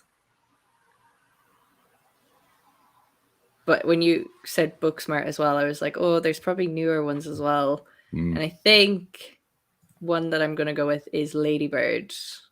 Yeah, Ladybird's incredible. Ladybird was so good. Yeah. Laurie Metcalf. I've only watched it the once. But I really, really enjoyed it. It was so angsty. I really related to the anger. No. That feels passive aggressive, Christopher. No. Just playful. There's no aggression here. Feigned surprise. It's a fucking great movie. It's so fun. I just think the relationship with her and her mother, it's so tense and it's so angry. Yeah, absolutely. And on both sides, like Laurie Metcalf's character is so angry and justifiably, and Saoirse Ronan is so angry, sometimes justifiably and sometimes because she's a teenager. Yeah. And that's nice too, because that's realistic, because that is who you fucking are. The number of things I look back on when I was a teenager and I'm like, shouldn't have been mad about that at all. That was turns out that was perfectly fine. I'm an asshole. Yeah. The bit at the end though, where she's kind of just left and she's is she in New York, I think, and she kind of forget where she ends up. I only saw it she the might once. be in New York. Yeah, maybe. She seems like a New York girl. As well. Yeah, I only saw it the once as well, so I'm just trying to remember it. But I just remember the bit where she's like sat outside on some steps or something, and it's just that really profound moment of she's left home, and it's really scary. Yeah. God, you finally got what you wanted. Horror movies. People are talking about Scream. Oh yeah, Scream. If I was to pick a horror movie, I would go with I Know What You Did Last Summer. That for me, that's the high school horror movie, because it's so camp and so silly, and still has some nice like. Whoa, there's still some moments where you go, fuck, god damn it. I haven't seen that many horror movies, to be honest. I've seen really barely any. I don't like horror movies, but I used to like girls that liked horror movies when I was in high school. And so the whole group would show up and you would watch a horror movie. Yeah. I love women who love horror movies. That makes a lot of sense. Yeah. I love them. And I never watch them with them. They're always like, you want to watch? I go, no. Why- Sid adores Is it a very horror specific movies, thing and I where will like not watch if you is it a very specific thing where like if a girl says she likes horror movies, you're like, oh, hello. No. And if so, why? It's always it's just an ancillary thing that's always there. It's just a Okay. guarantee. It It's like just burgers happens. always come Okay. with a pickle on it. It's just a guarantee. It's just gonna be there. If I'm into a woman, she loves horror movies. That's gas. Yeah, I don't know Weird you've why. not picked Harry Potter. I would not classify Harry Potter's as high school movies. Chris and his scary boners. All right.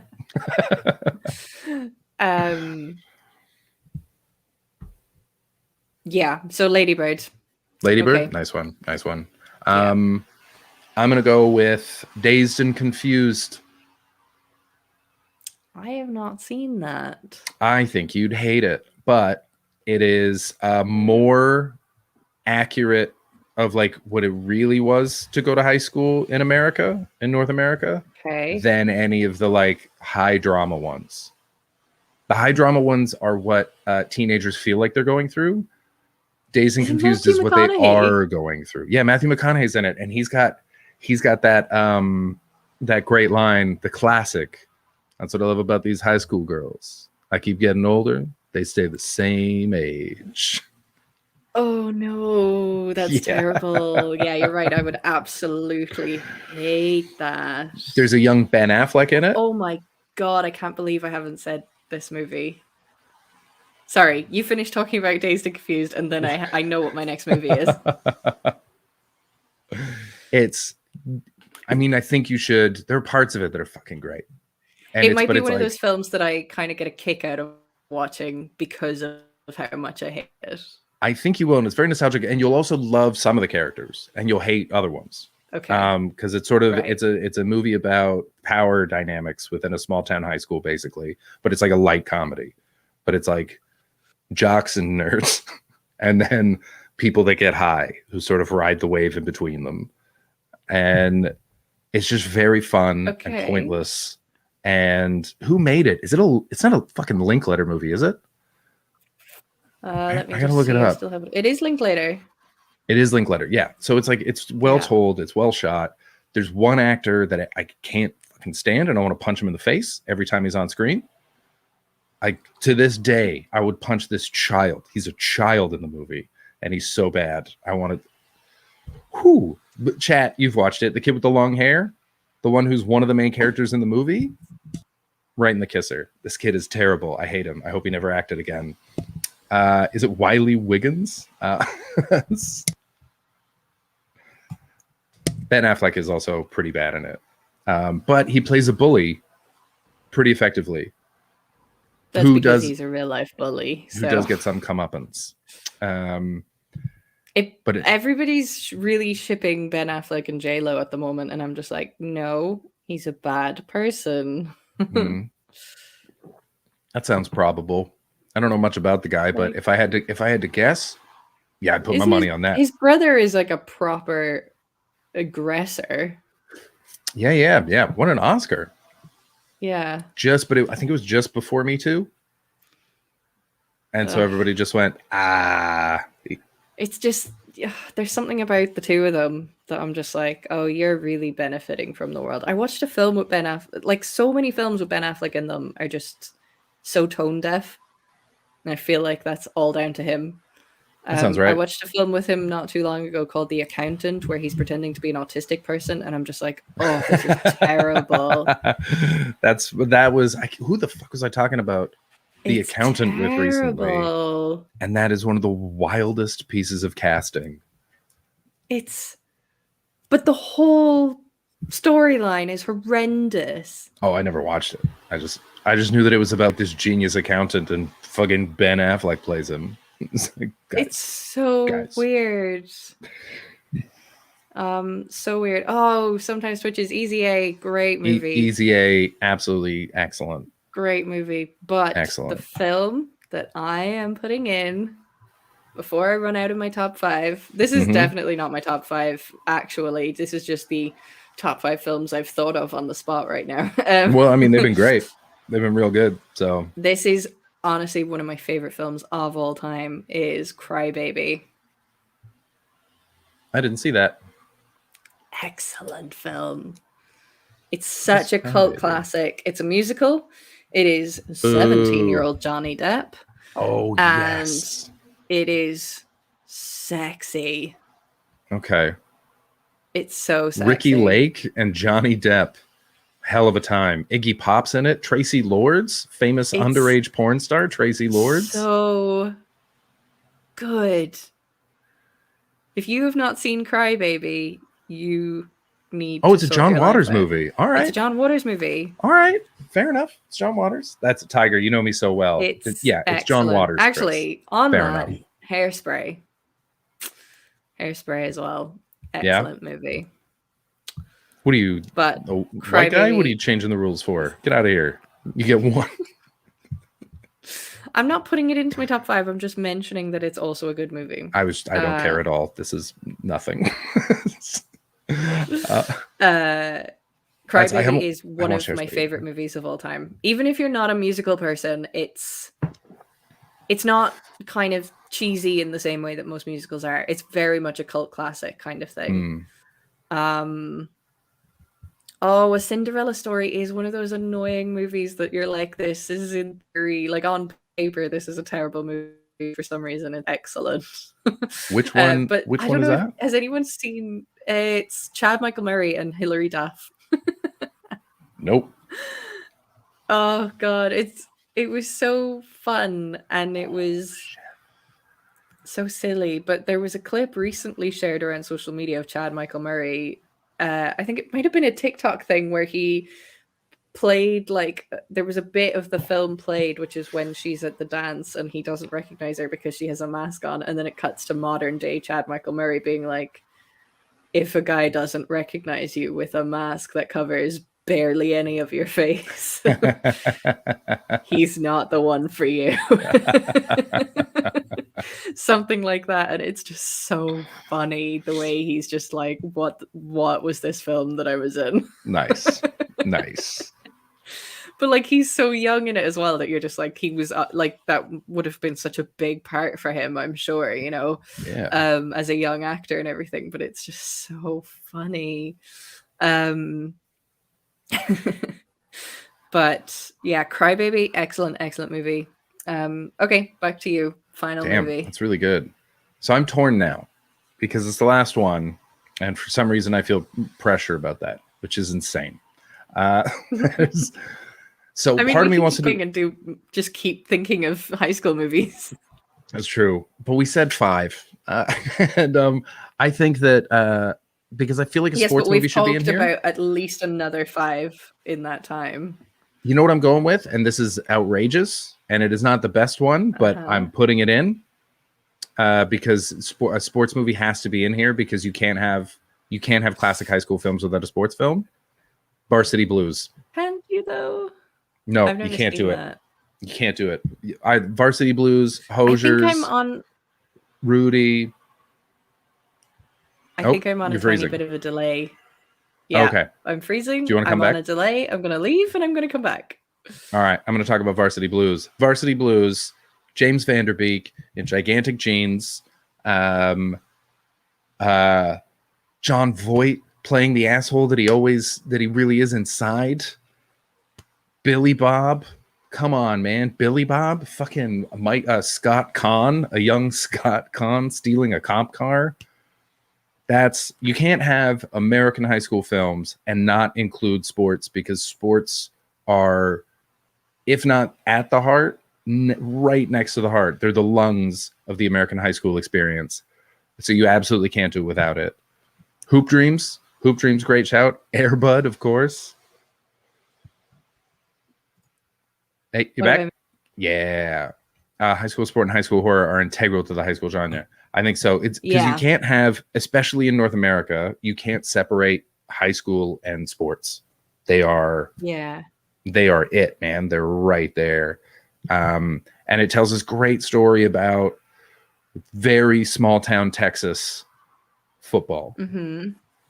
And is this? Varsity Blues. this is Varsity Blues. Yeah, John Yeah. Voight plays like a domineering monster coach, and James Vanderbeek is the lead. And he plays like a smart guy who is the backup, but then the star gets injured, and so he has to step up and play. They find their teacher in a strip club, and they don't like shame her for it. They're all like amped for her. She dances to Hot for Teacher. I think you would. It's fucking great. Varsity Blues is awesome. I'm gonna watch Varsity Blues tonight. That's how much I like Varsity Blues. I'm definitely gonna watch it tonight. I've seen it probably 20 times because we owned the VHS of it, and yeah, fucking love it. That's all fun. right. What's your last one? I kind of want to like come up with a new one that we haven't talked about, but I think it would be amiss to not say Mean Girls. Yeah, I was thinking the same thing about Breakfast Club. Like I should have said Breakfast Club. I also wanted to say Breakfast Club and Mean Girls until I thought of Crybaby. Yeah. Breakfast Club is just, it's great. But yeah, I'm going to close out my selection with Mean Girls. It's just, I think it did so much for understanding teenage girls. Mm. It really did a thing there. It really achieved something. Yeah, absolutely. Richard here coming in hard with a bunch of ones that absolutely should be on this list.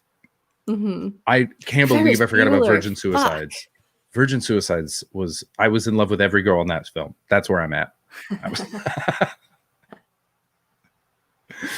I have never seen Virgin Suicides. Virgin Suicides. I don't know how it's aged, but at the time, my absolute goodness. It's a young Kristen. The fuck is her name? Dunst? Yes, thank you. Kirsten Dunst. Oh, Ghost World? Shit, yeah. Donnie Darko is absolutely a high school film. Say Anything I Haven't Seen. Carrie, Dead Poet Society. Rushmore is fantastic. Napoleon Dynamite Dead Poet totally Society holds was up. so dull. Haven't watched it in years. I couldn't get it. Ferris Bueller's Day Off. Bill and Ted's Excellent Adventure. San Dimas High School Football Rules. Come on.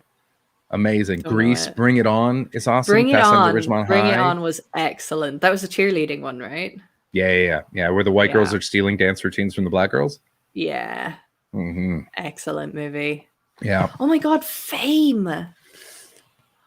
You're Gonna Live Forever? It. Yeah. I love it So many. so much. So many good ones. One of the few school productions I was in was Fame.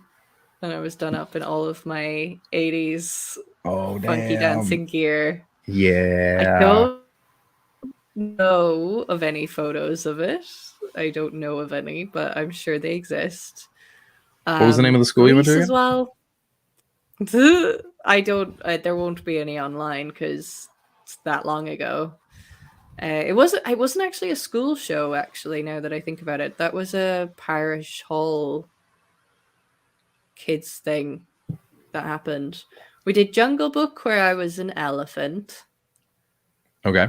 And The fun little baby we one did- that gets lost? The charming little baby one? I wasn't the baby one. They just did like everybody gets to be election. animals. Like there was a few kind of main characters and then the rest of it was just make because there wasn't a big budget for costumes or anything. It was just like, what can you make yourself look like at home? Yeah. So I was an elephant. It's and, like Lisa dressed as Florida. Yeah. Yeah. And then we did Toy Story as well, where it was just everybody was dressed as cowboys. Okay. And Just a bunch of cowboys. I looked so fucking cute. Okay. I had this little denim waist jacket thing and it had all these embroidered flowers on it. I Yeah. looked very cute. Cruel Intentions. When I go home at Christmas, I should find. I haven't seen Cruel Intentions. Is that a high school movie? Yeah. Oh, wait. That might be a college movie, but it might be a prep school private one. I can't remember because there's a whole campus.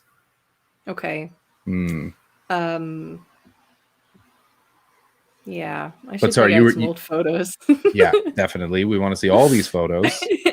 All these photos. It's high school. Thank you, Kirsten. I haven't seen it in ages. All I remember is Selma Blair is very hot. Sarah Michelle Gellar is very hot. Sarah Michelle Gellar does bumps of cocaine off of a cross that she has around her neck. She's got it hidden in there and she Ooh. unscrews it. She's a good girl. Reese Witherspoon is very hot. That's all I remember from. I watched it when I was, I think, 13. So Okay. those are my memories: is hot girls and cocaine. Who was? Did you say Selma Blair is in that as well? Mm-hmm. Yeah, I like Selma Blair a lot. Yeah, she's great. She's very cool. good. I liked her in She has Legally MS Blonde. now. That's She's right. Yeah, I'm excellent sorry to in hear that. Legally Blonde. Legally Blonde is one of my favorite films. But I was gonna, when I mentioned, I don't want to just be like she has MS because that's not the defining characteristic of her life. But she's been doing some really amazing kind of glamour kind of outfits with these cool canes and everything, and I'm just like, yes, you look Nice. incredible. Oh, cool. Yeah, really cool canes, and getting them like just looking amazing while coming onto the red carpet with this debilitating Yeah. illness. Fuck yeah. But she just looks really cool. I like her Oh. a lot. But Legally Blonde, one of my favorite movies of all time. Legally Blonde is incredible, but a college movie, so inadmissible. Yes, I know. I was more speaking to the chat. I know you. It's one of your favorite movies of all time. Cruel Intentions. Who kissed? I can't remember. Two girls kissed. I remember that. I can't remember which two girls. I feel like it was Sarah Michelle Gellar and Selma Blair. Oh, it was. I have not seen it, but I know about the kiss. Okay. It was. Yeah. So many good ones. I brought up a list of 50 best high school movies. Just that's a good shout. anything. So you got well, actually, you know what? I can share it, can I? You can. So it starts Breakfast Club, right? Hard to disagree. Mm-hmm. Yeah. It's the definitive high school movie. It is. Fast Times at Ridgemont High. Still never seen I it. haven't seen that. I know Spicoli because it's a young Sean Penn. And Phoebe Cates gets out of a pool and takes off the top of her red bikini, which is one of the most iconic topless scenes in cinema.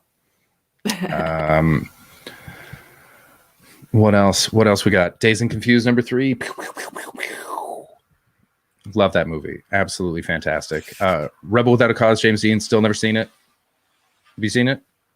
No, haven't seen it. I feel like I should. It's the classic. Clueless, Yeah. fantastic. Easy A. Higher than I would have Great guessed, movie. but still very good. Very good Yeah, movie. I wouldn't have put it that high, but it's a good movie. Heathers with the chat mentioned Heathers. It's a Winona Ryder, Christian Slater, Shannon Doherty, who I know mostly from. Oh, and that's enough. Mallrats. Mallrats is a great high school movie. Have you ever seen that? Okay. The Kevin No. Smith movie. No. So fun. Very good. Can't believe I forgot about Mallrats. American Graffiti, which is George Lucas's first movie, I think. Okay. Boys in the haven't seen it. Hood. Very different vibe. Boys in the Hood. Amazing film, though. Young Cuba Mhm. Gooding Jr. and Ice Cube. Definitely check it out. Okay. Election. Great. Matthew Is that, Broderick's great in it. Matthew Broderick, famous hit and runner. Matthew Broderick. Oh, we don't have the animation because John's not here. Who's the girl in that though? Is that Reese Witherspoon.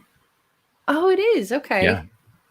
Yeah, she's great. She She's almost so plays like a proto Belle from Legally Blonde in this.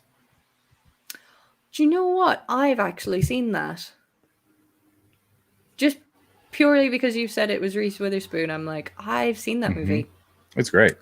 I have seen that movie, but not in a long time. Mallrats is so good. Ferris Bueller. Yeah. Ferris Another Bueller, kind of absolute classic. quintessential high school film. Yeah, 100%. Absolute classic. Mean Girls, Mhm. phenomenal. Poor Lindsay Lohan.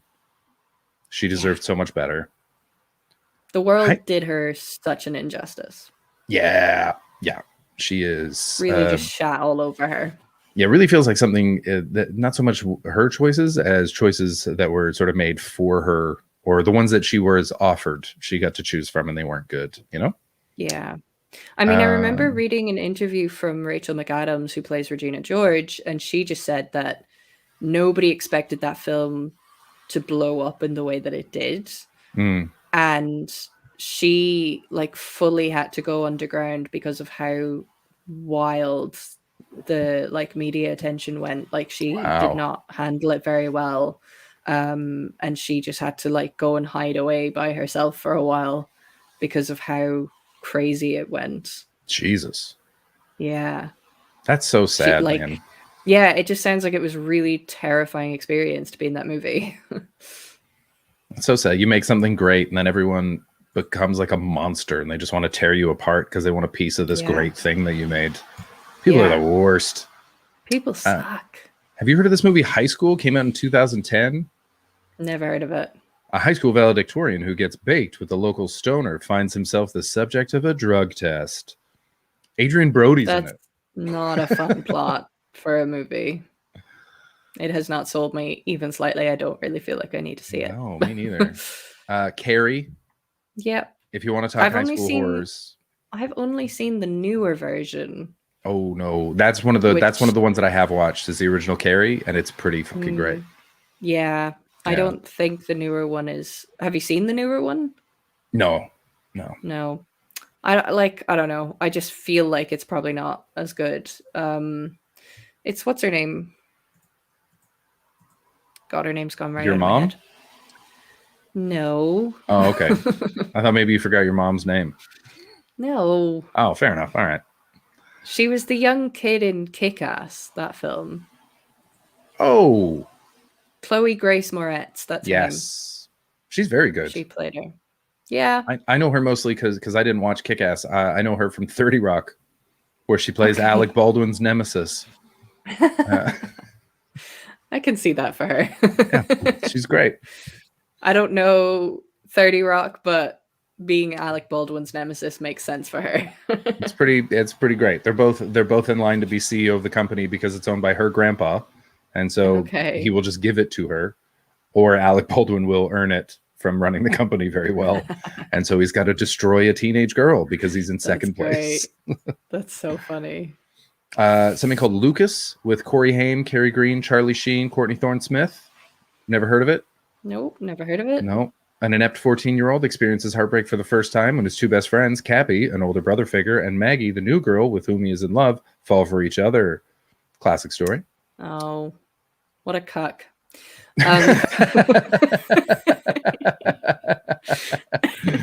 Corey Haim means fucking cuck.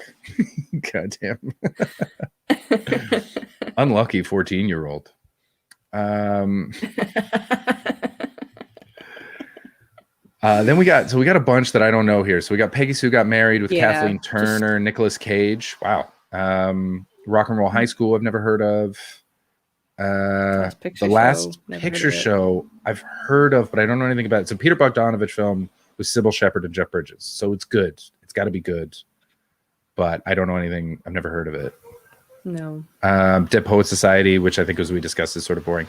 Grease, I want to hate, and I can't do it. Though. It's so good. It's just sort of iconic, really.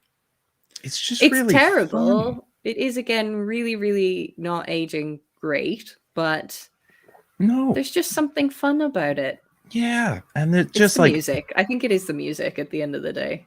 I think it's the music and the set pieces behind it. Like Beauty School Dropout is such a wild dreamscape. Yeah. And the way that they end them, why do they end the movie like that? Why do they drive into the sky? It's so weird. It's so weird. But yeah, it's one of those ones that you just can't help but kind of like. Yeah. And I think it is aesthetically words. It is the aesthetic that wins it over, I think. Like even just down to that, just this, I think the whole film kind of rests on Olivia Newton-John, I think. Yeah, she's the talent. Yeah. And even though she's way too old for the part, I mean, most of the actors are. They're all 40. She's a good 10 years older than John Travolta. You know the like Spanish woman who's like the incredible dancer who's very angry with Rizzo? The one in the green dress? She's like 40.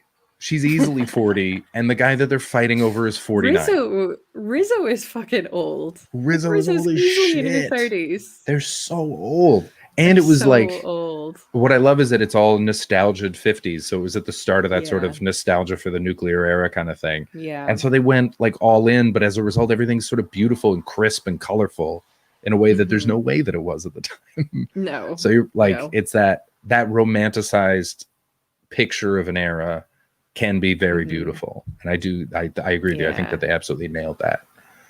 Yeah. But other than that, think it's just fun. A lot of it as well comes down to her walking in that pantsuit. But What does she say? Something stud? tell me about it, stud. Yeah, that's right. Yeah. It transcends even being objectifying to women. It's just like that scene is so good. Yeah. It's just brilliant. Tell me about it, stud. Fucking love it. Love it. It's so good. I also there was a bar that I used to drink at a lot. Mhm. That my friend worked. My friend worked at a bar, and then we would go to the after hours bar when he finished his shift. And the last song of the night at this club was the Grease Mega Mix. Yeah. Were you aware of when the Grease Mega Mix became like the biggest song in the world for a little while? Yes. Yeah. It was in every underage disco. Oh my God. People would lose their fucking minds. Lose their fucking They're minds. Gone. Absolutely bananas. I'm gonna put a link to it in the Discord today, because Yeah. if you're too young to remember that, it's wild that this You was as shouldn't be popular as it watching this was. show, really, if you're too young to remember that. You do what you like. We don't give a shit. Oh yeah, I didn't mean that in any way, shape, or form. But it's just yeah. American Pie. American Pie. It's so there's so much going on in American Pie. It is hard to narrow down. Like, it's hard to say that you hate it or love it, because I really enjoyed some parts of it and I really, really hated others. Yeah. I think thought the storyline with who's the really tall one? the one who's in love with Mina Suvari. Oh, I don't remember, but the really tall guy that loves the choir girl. Yeah. Yeah. That storyline pissed me off so much. I never enjoyed it. It's so boring. Chris Klein, thank you. Chris Klein, thank you. Chris Klein, Yes. one of the I just least thought it was charismatic such- people ever to be on camera. Right? It's Yeah. so, but also she's so dull as well. The whole thing is so boring. The Tara Reid storyline, the guy that's chasing Impossible. after Tara Reid is so pathetic. Yeah. So all the pathetic. guys are I hate cucks. him. It's a All of them. 100% cuck cast except for Stifler. Except for cucks. Stifler. Stifler cucks. should not be the hero of that movie, and he is 110% is a hero, right? And even Paul, what's his name? Finkler. Oh, Finch. the one who does Finch. Yeah, who does Finch. Stifler's mom. Yeah, he's not Yeah. bad either. I did enjoy their storyline. Mm. And then I don't mind Jason Biggs and what's her name? Allison. All I can think is Brie. She's Willow in Buffy. Yes. I've forgotten her name, but That's so Allison. funny, Richard. Eugene Levy is the hero of this movie. Absolutely. Eugene Levy is He's also a Hannigan. hero. Alison Hannigan, yes. Thank you very much, Allison Hannigan. I don't mind them either, but yeah, so like 50% of the cast is dog shit. Hmm. And then 50% of it you're kind of enjoying it as well. Yeah. But Eugene Levy is brilliant. Very, very fun. There's no such thing as an upper limit or a lower limit. Just you guys just there is a enjoy lower yourselves. limit. Just There is have a a good lower time. limit. I We don't say think a lot so. of inappropriate shit on this stream.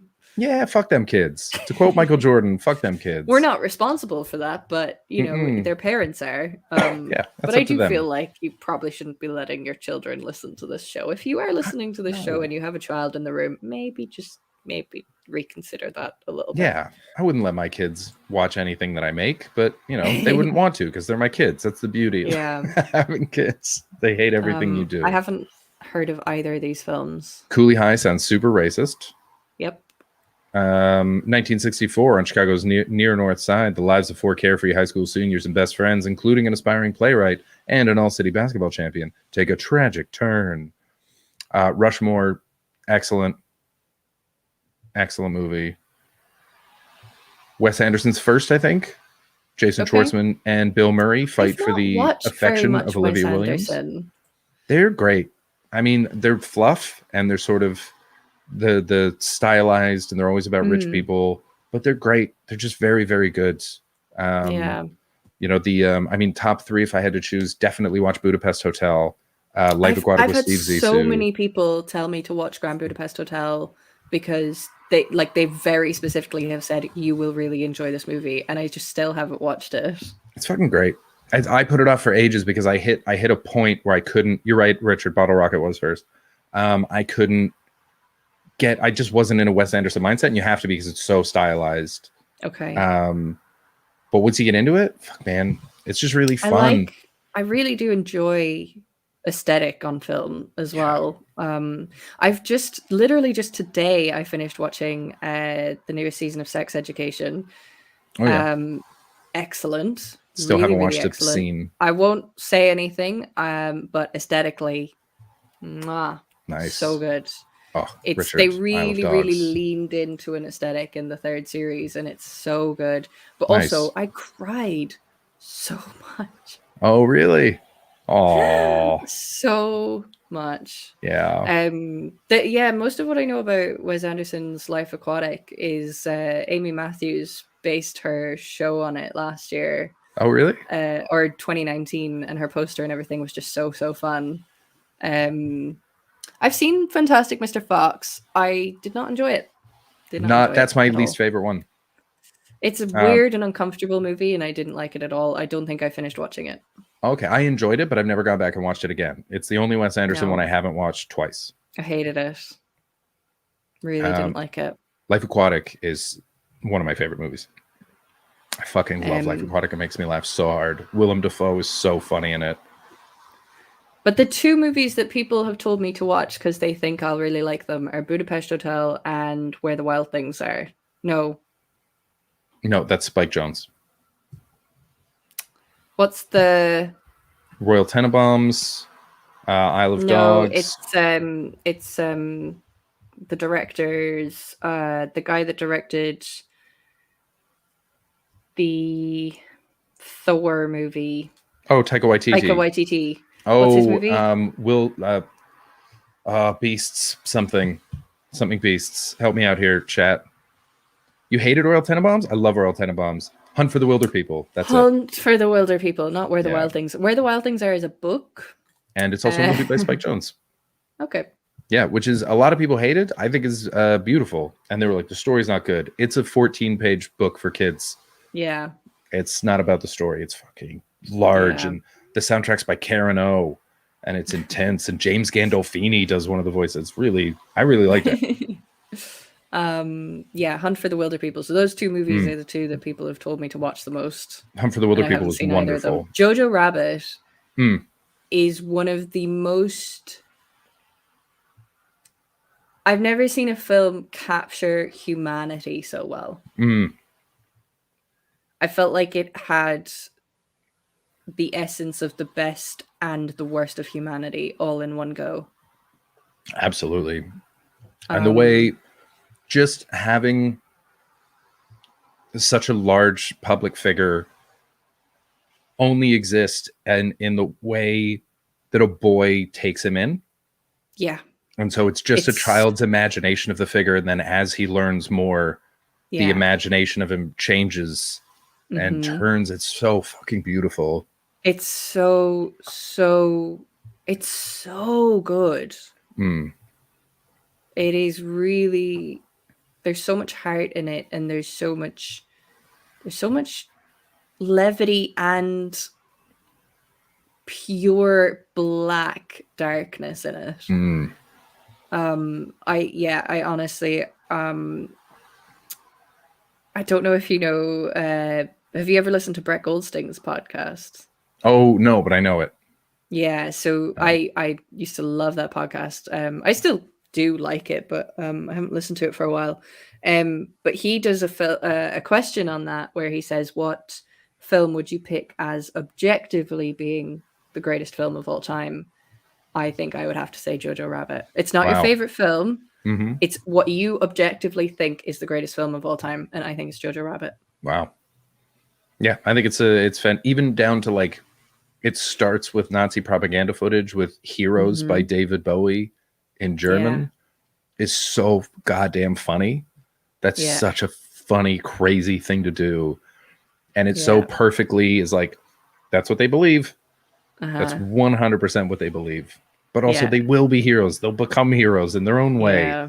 And even just like the fact that the fact that he ends up kicking Hitler out of his bedroom window. Yeah. And you're just like, humanity needed a visual of that. Yeah. And that's like the world just needed that to happen. The fact that people were mad about it is so crazy to me. There was a big people were like by that. People were like, "Oh, how do you make a comedy about Hitler?" And it's like, if you watch the goddamn movie, it's not a comedy about Hitler. It's a comedy about propaganda. It's a comedy about coming out of the fog of misinformation and being able to choose for yourself. I wouldn't even say it's a comedy though. It's so funny. Very funny. It's so very funny, but I don't know that the essence of the film is that it's a comedy. What would you say? I guess, I mean, it doesn't need a category. It doesn't need a category. Great film. Yeah. It has a lot of comedy in it, but I think I wouldn't classify it as a comedy about anything. I think the comedy in it is so distinctly human that you can't really say that it doesn't. I know obviously it's been written, it's been stylized, it's been filmed and everything, but it doesn't feel like a performance, if that makes any sense. I guess so. I mean, like, when I think of that, my first thought was, but what about like Sam Rockwell's character and his boyfriend with the over the top everything? Yes. It's like there's a stylistic, and they go so big on so many parts of it, but the exaggeration is the point. The pageantry is the point, and then it goes real small with Scarlett Johansson. It does have performance. I think I've made an arse of Alfie saying Allen, what I thank mean, you. but what I mean is it feels so, I don't know. I just think it's so true to human experience is what I absolutely. mean, is that it's not really this big fake performance or anything, because I think that stylization, that kind of beautiful filming and design and everything like that, I think that there's something just so honest in it all. Yeah, absolutely. Yeah, it's beautifully heartbreakingly honest and hilariously honest. I'd never heard this before. Tiger says, I love that someone asked, so what research did you do to play Hitler? And Tiger said, none. Fuck that guy. Nice. That's so good. Yeah, I mean, I liked Thor Ragnarok, and I really liked that. And I haven't seen Hunt for the Wilder People, but I've been told so much about that I will really like it. Yeah, but that's great. I feel like Jojo Rabbit and even the Thor movie have kind of given Taika Waititi that level of status now, where he's just tipping over the edge into becoming an arsehole, I think. Well, we talked about this a few weeks ago when he left his wife, and we were saying, I think it was on here, and it was my opinion is now, I think it was a while ago, but yeah, he left his wife and he was dating Tessa Thompson, I think. Okay. Who is of her own, like, oh no, it wasn't Tessa Thompson, it's someone less cool. Okay. But I think it was Rita Ora or something. But he's at the point now where he's like this brilliant director and writer, super original. It was Rita Ora, thank you. But he's like Marvel famous, and he not only made arguably the best Marvel movie, he also made a fucking brilliant movie about goddamn Hitler that's hilarious. And so no one's going to tell him no anymore, and he's about to make the worst movie of his career. He's about to make a shit movie. Yeah, he left his wife. He's dating a young pop star. He's about to go off the edge. And hope if we're lucky, we'll get him back in 10 years. If we're lucky. If we don't lose him to cocaine. Yeah. Yeah, What We Do in the Shadows is fantastic. That's such a funny movie. I don't like the show as much, but I love the movie. Eagle versus Shark is one of the most uncomfortable, hilarious movies I've ever seen. I don't think I've even heard of that. It's Jermaine Clement. It was one of his first movies. It's Jermaine Clement stars in it, and he just plays a deeply uncomfortable man. Okay. And it's sort of a romantic comedy, I guess. It's sort of Napoleon Dynamite-esque, but heavily Kiwi. I haven't seen Napoleon Dynamite in... I was very young when I saw that, and I do not remember it at all. Rewatched it recently. Totally stands up. So fun. Really? So I'll fun. have to give it a go. All right. We got. Let's power through some more of these. We got Best Shot. Yeah, we're only Never about heard of it. halfway through this. This is Hosiers. Okay, I've never heard of it called Hosiers. Hosiers is one of the best sports movies of all time. Gene Hackman takes over as coach of a high school in Indiana. Okay. It's fucking excellent. Highly recommend Hosiers. Pretty in Pink, never saw it. No. You didn't see it either? No. All right. Suck It, Howard Deutsch. To Sir with Love, Sidney Poitier. Have not seen this. I've seen a disappointingly small number of Sidney Poitier's films. I would not have classified Back to the Future as a high school movie. I guess it is. He is in his high school years, right? You know, he gets in trouble with his principal. Movie. The principal's mad at him for hanging out with Doc Brown. It's all a high school movie. Yeah, and then they go back and he's in high school in the 50s and he has to help his parents in high school. Yeah, it's a high school. I never thought of that. He plays the high school dance. The first one is a high school movie, I would say. No, I think the second one as well, because his son's in high school. Yeah, but they don't and he go deals into with the his same high school bullies. with him. That's true. It's not set in the high school, the second one and third one. Yeah, that's true. But that's fair. Back to the Future, I mean, it's one of my favorites. Back to the Future is amazing. We got Gregory's Girl, which I've never heard of, but Kimmer's B is very excited about. Yeah. So I assume it's good. Kimmer's has excellent taste. Mm-hmm. Excuse me. Gregory is a normal teen who is infatuated with a classmate. He must work to win her affection. And that's it. That's the whole... That's the movie. Oh, that sounds creepy. Bring it on. Top notch. He must Kirsten work Dunst. to win her affection. She said no, man. Chill out. You never know, though. Sometimes no just means Sometimes bother you me can wear until we get somebody married down. because it's the 50s. Gregory's Girl is great if you were a teenage boy in the past. Gotcha. Thank you, Diamond. Thank you, Diamond.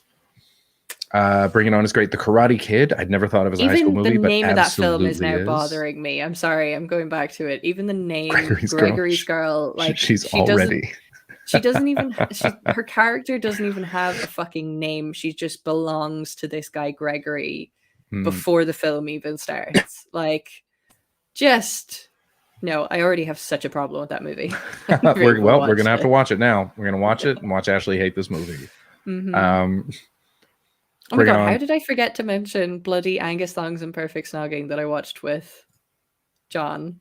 Because from what I understand, it's a terrible movie. Am I off on that? It's a good movie. It's real guilty pleasure territory. I love it so much. Yeah, Gregory's Property is what that film should have been called. Anyway, yeah, Karate Gregory's Kid, Obsession. Yeah. You've never seen The Karate Kid? No. Oh, totally worth it. Really good. Genuinely so much better than it needs to be. And a top-notch high school movie. Scream apparently is a high school movie. There was arguing in the chat. I thought it was a college movie. Absolutely a high school movie. Hoop Dreams, fantastic. Again, one of the best sports movies. Never heard of Get Real. 1998, a tenderly romantic coming-of-age story as two boys in a British school fall in love. Oh, that's why it's British. Ooh. Sounds sweet. 1998 is very early for Starring a gay movie. Ben Silverstone, Brad Gorton, Charlotte Britton, and Stacey Hart. I've never heard of any of those people. Nope, never heard of it. Brick, which came up in Richard's list. Okay. Joseph teenage- Gordon-Levitt. Yeah. Lucas Haas, who's very good. Despite earlier discussions on Joseph Gordon-Levitt, I do actually really like him as an actor. He's so goddamn likable. Just didn't like his storyline in 10 Things I Hate About You. Yeah. Take it up with Bill Shakespeare. I will. Good. I'm glad. Someone has to fucking stick to that guy. He's gotten arrogant. I'm going to be an English teacher, so I kind of becoming quite familiar with Shakespeare. Do you have a favorite Shakespeare? Maybe that's another yes, podcast. I do. It's Measure for Measure. Measure for Measure. It's not his best, and I accept that it's not his best. It's my favorite. It's an interesting choice. I think it's such a fucking wild play. That's fair. So it's not one of the ones I know that well, but I do kind of know it. No one does, and Sadaf recommended it to me because she every year she gives me Shakespeare's to read because she knows that I'll love them, and she's right. But she was like, "This one you're gonna really like." Oh, and she was knows you so absolutely correct. well. That's she knows great. me so well. No, when for my final year, I did a few major credits on Shakespeare, and we were doing Measure for Measure or Timon of Athens, and I really enjoyed Timon of Athens, so I kind of lent into that more than Measure for Measure. So I don't fully remember Measure for Measure, but Timon of Athens, great. I haven't read Timon of Athens yet. I think John would really enjoy Timon of Athens. I guarantee he's already read it. Maybe. I think he's read all. Economy. All Shakespeare. About money and economy. Okay. Enjoy it. Okay. The Tempest, Kimmer's absolutely fantastic. My favorite's Hamlet. Always will be. I mean, it's probably his best one. Hamlet's an incredible. I've read it so many times. Hamlet's unbelievable. I think Macbeth is unbelievable. I think Romeo and Juliet is fantastic. I've actually never read Macbeth. Macbeth is wild. It's so good. But I've never read it. It's so fucking good. I loved Romeo and Juliet. I mean, it's kind of hard to not like Romeo and Juliet. There's so much about it to not like, but you kind of fundamentally just like it.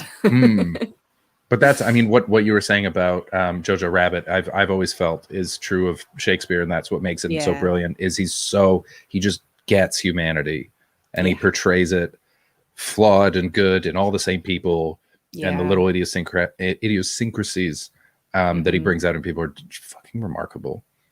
I really like, and I haven't actually revisited it properly since I was a kid, but I loved Midsummer Night's Dream when I was a kid. Yeah, me too. Loved it so much, and I need to kind of go back to it actually. Yeah, that was one of my favorites when we had to read them in high school. That was one of the few where I was like, no, this is great though. This is a very fun story. Yeah. Okay, let's get through the rest of this list. We're almost there. We're at 35. So we're at Harry Potter and the Yes. Goblet of Fire. We have said that we disqualify Harry Potter as a high school series. Yes, it's its own thing. Friday Night Lights, Billy Bob Thornton as a football coach. Great sports movie. I like it. A lot of the best sports movies are high school movies because it's so tied to the culture. And the stakes seem so high. Yeah. Because it's all they have a lot of the time. Like as a local culture, it's their thing. So Friday Night Lights, fantastic. 10 Things I Hate About You, we mentioned, which is great. I'm going to just I know we're trying to get through it, but I'm just going to very quickly come back to Kirsten's comment that she saw James McAvoy do Macbeth a few years ago. Was that live? This is the thing. I've not seen enough things live, and I have never seen Shakespeare live, and I would absolutely You got to go to the Globe. I would love to. You got to go. I really to the Globe. do have to go to the Globe. It's the best. Yeah, £5. I really, really must. It's £5 for a ticket. It's love amazing to see Shakespeare live. I saw a performance of Titus Andronicus there that was so violent and frankly shocking. Okay. That it was Sadaf and I, and then mostly school trips. Right. These kids didn't say a goddamn word. Wow. Apparently, I was reading about it later. People were fainting during it. It was absolutely insane. It was so good. I really, really wanted to see that Coriolanus show, and because they had it streaming into cinemas, so I really wanted to go and see it, and I just missed it it just couldn't happen. And then they fucking showed it during lockdown, and I missed it on there as well. Oh. They did loads of free shows during lockdown, and I just missed them doing Coriolanus. And I think I had wanted to watch Streetcar Named Desire as well with Chad. I think I had Gillian Anderson in it. And Chad Michael Murray? What? Was it Chad Michael Murray and Gillian Anderson in Streetcar Named Desire? No. Oh, I just thought it might be. Why would it be Chad Michael Murray? He's so talented. Did you see him in A Cinderella Story? He's so good. As soon as you said that, I was just like, oh, he's fucking with me. Yes, I am. Yes. I really wanted to see that Coriolanus one, but the National Theatre Live stuff that was being shown through lockdown, I did get to watch the Frankenstein one with Benedict Cumberbatch, That and was it supposed to was be fucking incredible. Excellent. Yeah, a friend of mine saw that live a few times. She's like, it was so good because they also I watched both. I think I watched both of them because they they'd switch alternated roles. the Yeah. roles each night, and it was so good. Because Frankenstein is one of my favorite pieces of literature ever. I still love haven't read it. Frankenstein. Keep meaning to. You would love it. Yeah, Sadaf keeps trying to get me to do it, and I'm just like, I don't like spooky things. It's But not spooky. Isn't the whole point that it's spooky? Wasn't it supposed to? Didn't she write it in a competition with writers to see who could write the best horror book? Yeah, so she wrote it after this. The Phantasmagoriana were written. Okay. And but she was basically in attendance at this essentially ghost storytelling night that resulted in this Phantasmagoriana book being put together. She was there, and it kind of inspired her to write Frankenstein. And I think it says in the back here, Polidori, I don't know who that is, but he wrote The Vampire. So yeah, it was inspired by it, but it's not scary. Okay. Okay, well then I'll read it. But is it spooky? No. All right, cool. I'll give it a shot. It's emotional, is what it is. It's really, it's really sad. Okay. Oh, it's not scary. I've give it a never found read. it scary. I think it's so beautiful. I like that. I like beautiful things. Yeah. That's why I loved. Have you read what is it? Something Beale Street. That was the last beautiful thing that I read by James Baldwin. I think I know the one you mean. What the fuck is it called? Something on Beale Street.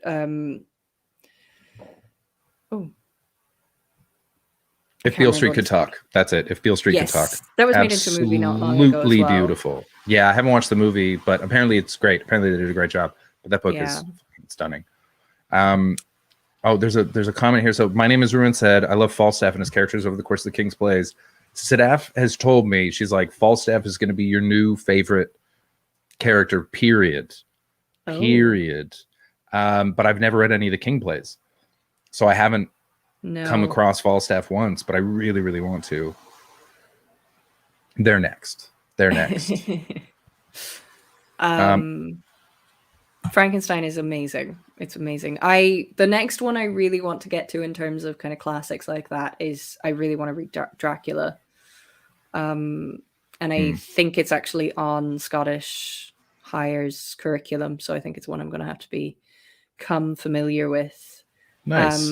But I read Jekyll and Hyde last year during lockdown as well, and that was great. Really took me so long to read it, and it's such a small story. It's so short, but it took me fucking ages to read it.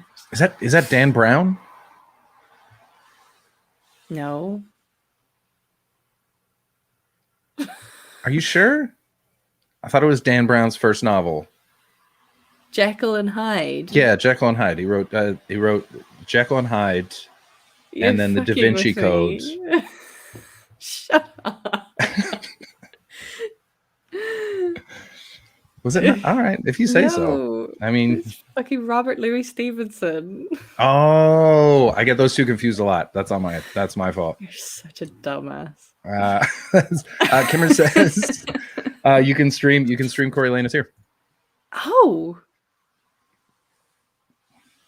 Do you have to pay for that? Mm. I'm gonna check that out. I'm gonna watch that. Tom Hiddleston is somebody I really want to hate, but I really like. I'm in the exact same boat. Man, I want to hate that guy. I wanna Watching hate him him so do an much. He impression looks of like Robert De such an Niro to arsehole. Robert De Niro. Yeah. I hate that, but He's fuck, such man, an he's good. arsehole. And even all of that shit when he was dating Taylor Swift, he just seemed like such a cunt. And He dated Taylor Swift? That's very funny. he dated Taylor Swift. It's very funny. She has It was such like a whole strange thing. taste. But he just, he just you is can so rent it, good. but it's not expensive. Okay, right. So yeah, cool. I might do All that. I might rent it. Todd Tuck, said he this can is come on and play a absolutely song how we're going to inspired by close the show. Frankenstein. We've got to get through 12 more high school We'll send you movies the before link we though, can and go. you'll come in, and then you're gonna play us out with a song inspired by Frankenstein. I'm so That's happy it. now. I'm so happy. Once we hit 50, Tuck's going to come on. It's going to Yeah. be great. Yeah. So next film, Bye Are you Bye sending Birdie. him the link, or will I send it? I'll send it over. We got Bye Bye Birdie. Have you seen that? I haven't, but I've heard about it. I know the song, but I haven't seen this. But it's Dick Van Dyke and Anne Margaret, so it's like that's a big old It's a production. musical. Yeah, It must be. so I'm curious about it. I fucking love Dick Van Dyke. I think he's amazing. Risky Business. I had no idea was a high school movie. I would never have thought that was a High School Music movie. Not from the cover, not from Tom Mm-mm. Cruise being in it. Just nothing about that told me it was a high school movie. He's a teenager in it. A Chicago teenager is looking for fun at home while his parents are away, but the situation quickly gets out of hand. Rebecca De Mornay, Joe Pantaleona, dude, I'm gonna watch that movie. Yeah, I'm looking up images of this now. Then we got Can't Buy Me Love with Oh wait, this is the one Patrick Dempsey. where it's the scene where he slides into the room wearing just a white shirt and he's singing to that song Old Time Rock and Roll by Bob Seger. Old Time Rock and Roll. Yeah. That's that scene. That's from that movie. Yes, it I know is. that scene so well and that reference, but I never knew that was the movie it was from.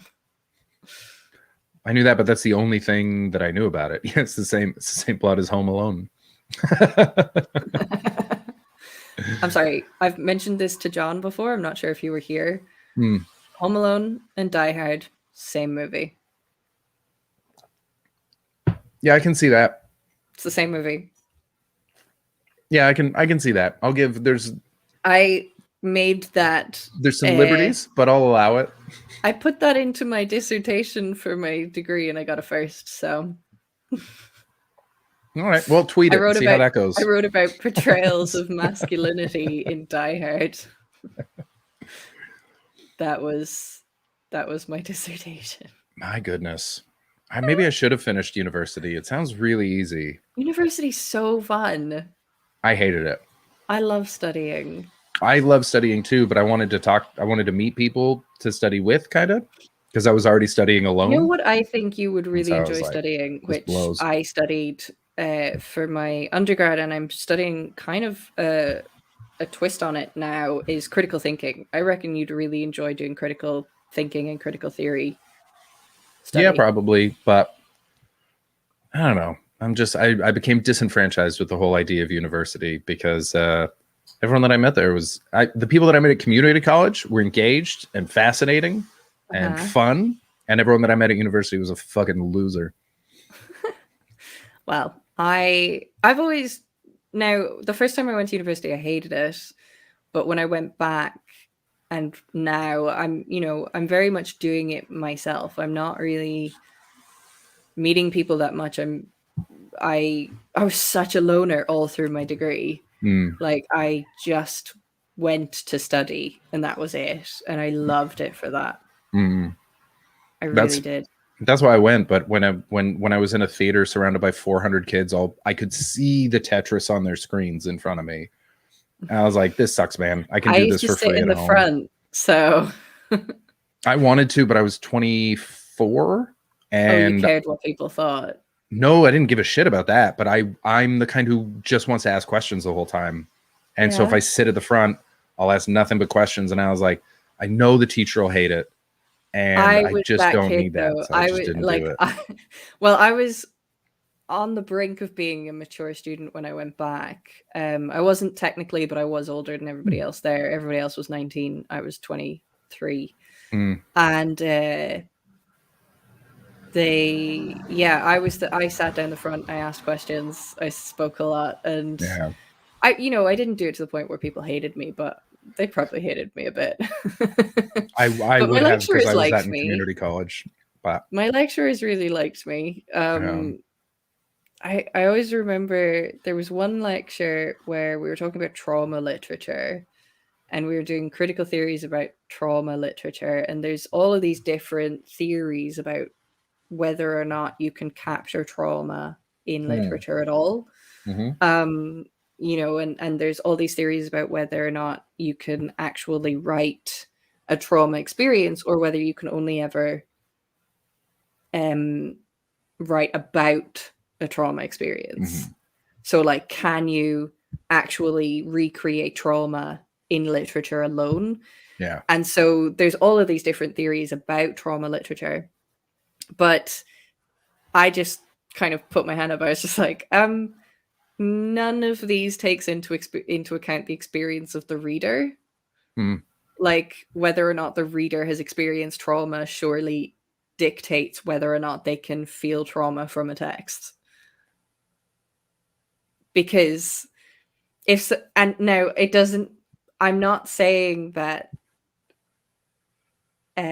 somebody who's experienced trauma either does or doesn't experience trauma from a text. I think it just, each case has to be so specific, because basically one of the trauma things that they were referencing was post-war literature. People, so writing about stuff that happens at war.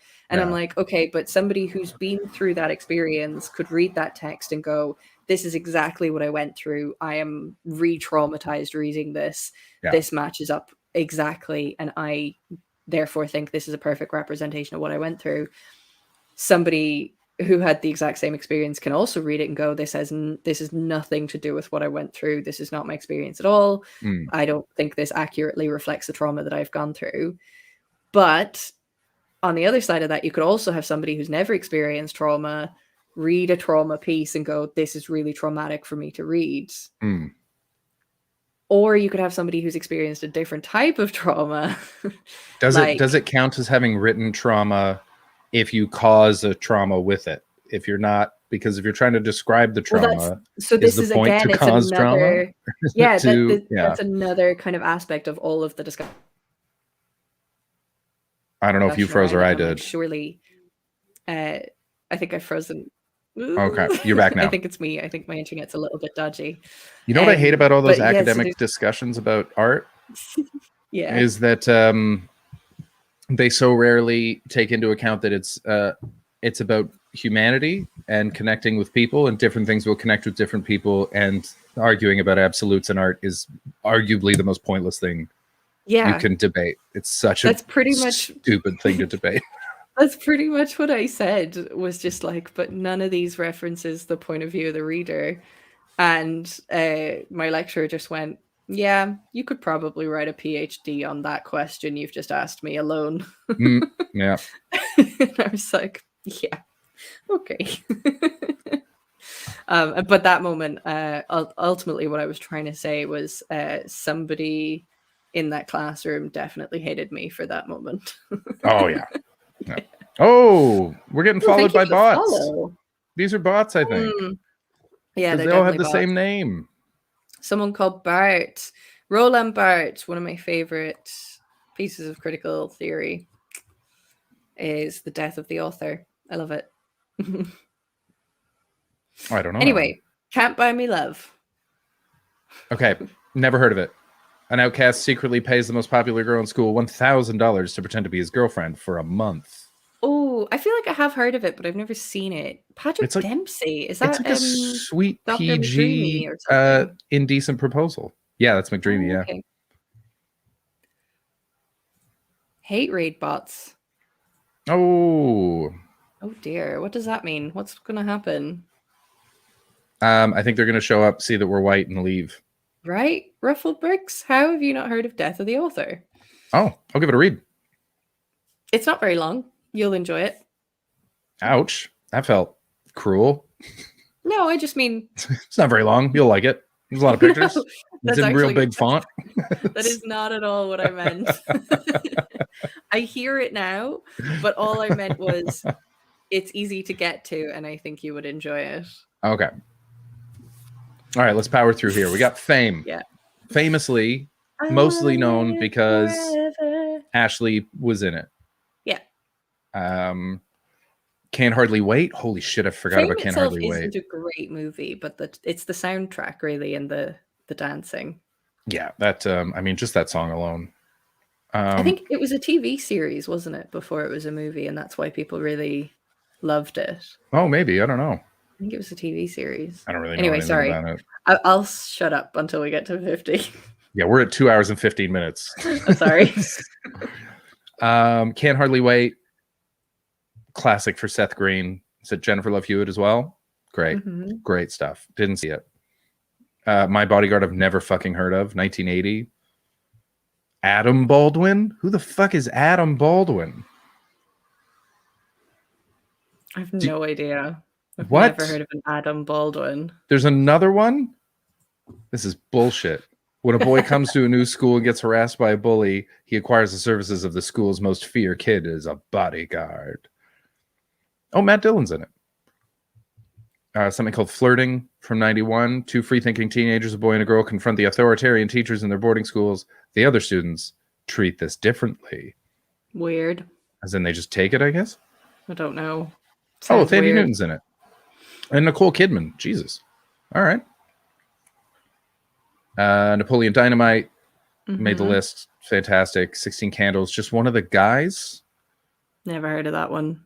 No, me neither. Terry feels discriminated against when the summer jobs at the Sun Tribune go to two guys. She decides to do Why something do about I it. feel? Oh, She dresses like a guy and gets a haircut. Will students at other high schools notice? Girls Oh, notice him. God. Oh, so it's reverse Tootsie.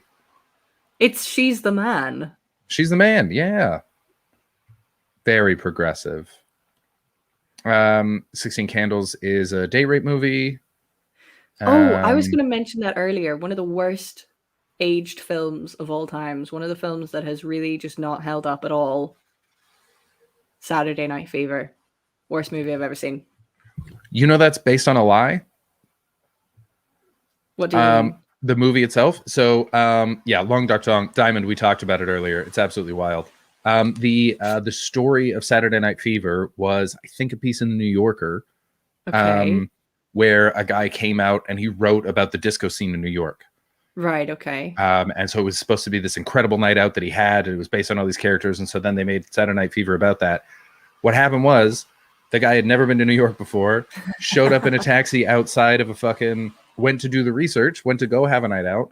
When he got out of his taxi, two dudes were already fighting on the sidewalk. It was a British guy. He flew over to the States for this. Two guys were fighting on the sidewalk. The way they were fighting pushed him back into his taxi. He sort of fell ass over hat into his taxi, shut the door, and was like, "Get out of here." Never went back. So funny. He saw one guy leaning against the wall with a cigarette in his mouth, just watching the fight, looking very cool. And just wrote a movie about that guy. That's it. Just extrapolated everything you could think of from that one guy and That's made so this whole funny. story. And it was a global sensation, the story. It was the defining story of disco. Have you seen it? Just a full lie. I watched it once when I was like 14, maybe. Do you It didn't- remember what happens in that movie? Nothing sticks. I don't remember any. I remember he worked in a paint store. I might not have. I bet I didn't watch the whole thing. I feel like I watched the first 10 minutes and then turned it That off. movie is honestly, because my mother used to always tell me how much she loved that movie because the dancing was apparently iconic. It was Yeah. like this big thing.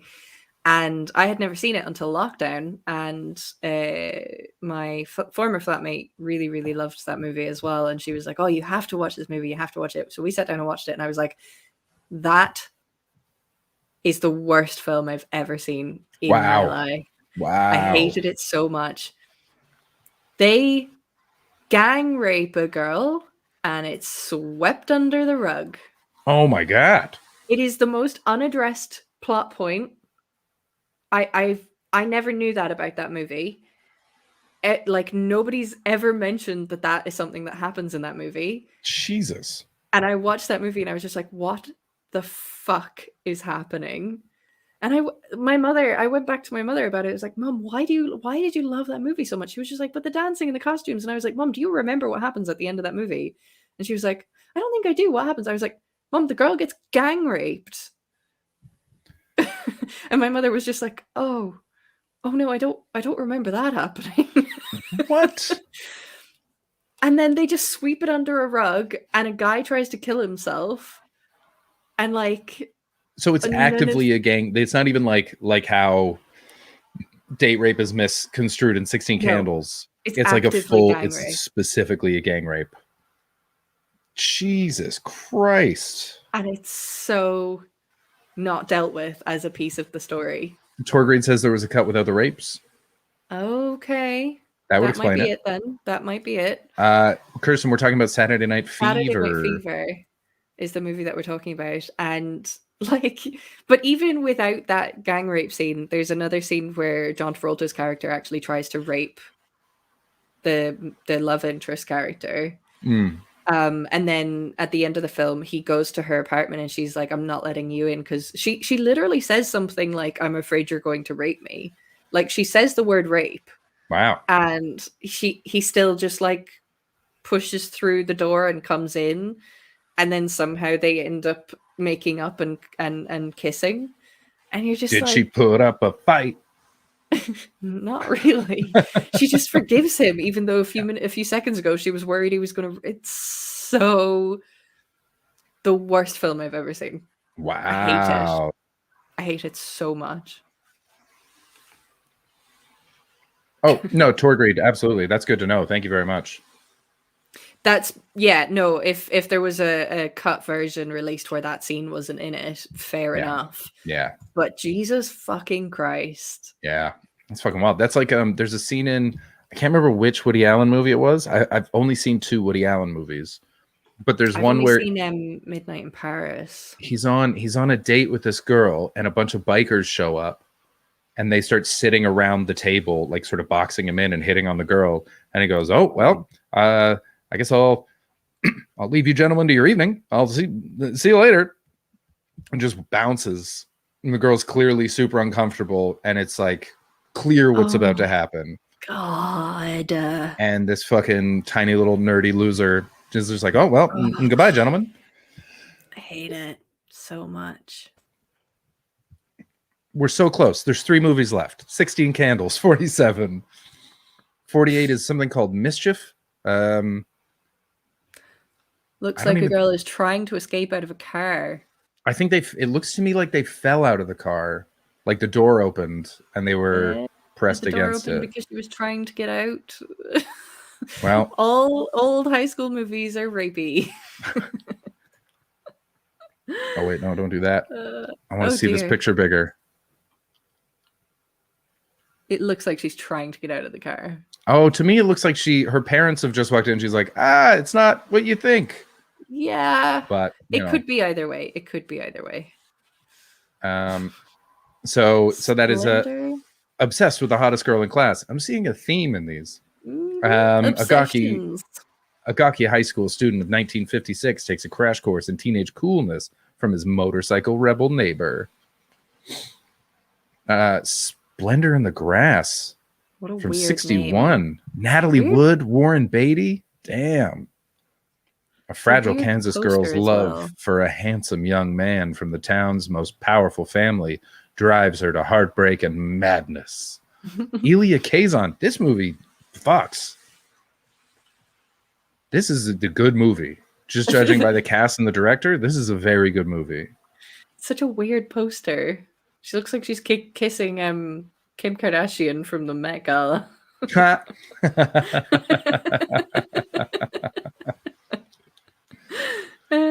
Jesus. Yeah, I don't know that movie, but that movie definitely fucks. That's a good movie.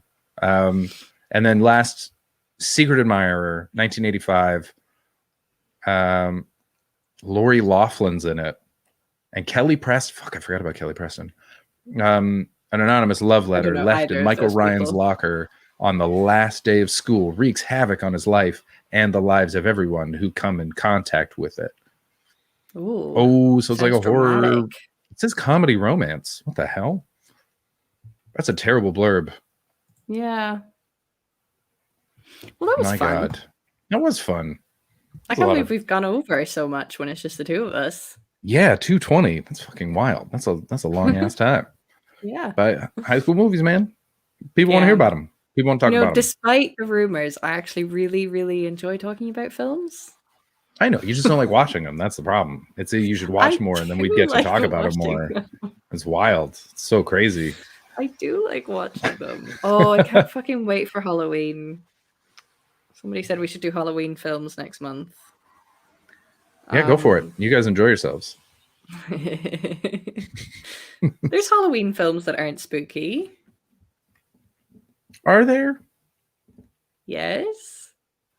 There's Ernest Scared Stupid. But that's terrifying. Tuck is ready Get the to shit out of me. sing us out. That's right. I'd almost forgotten. I'm sending it over Twitch now.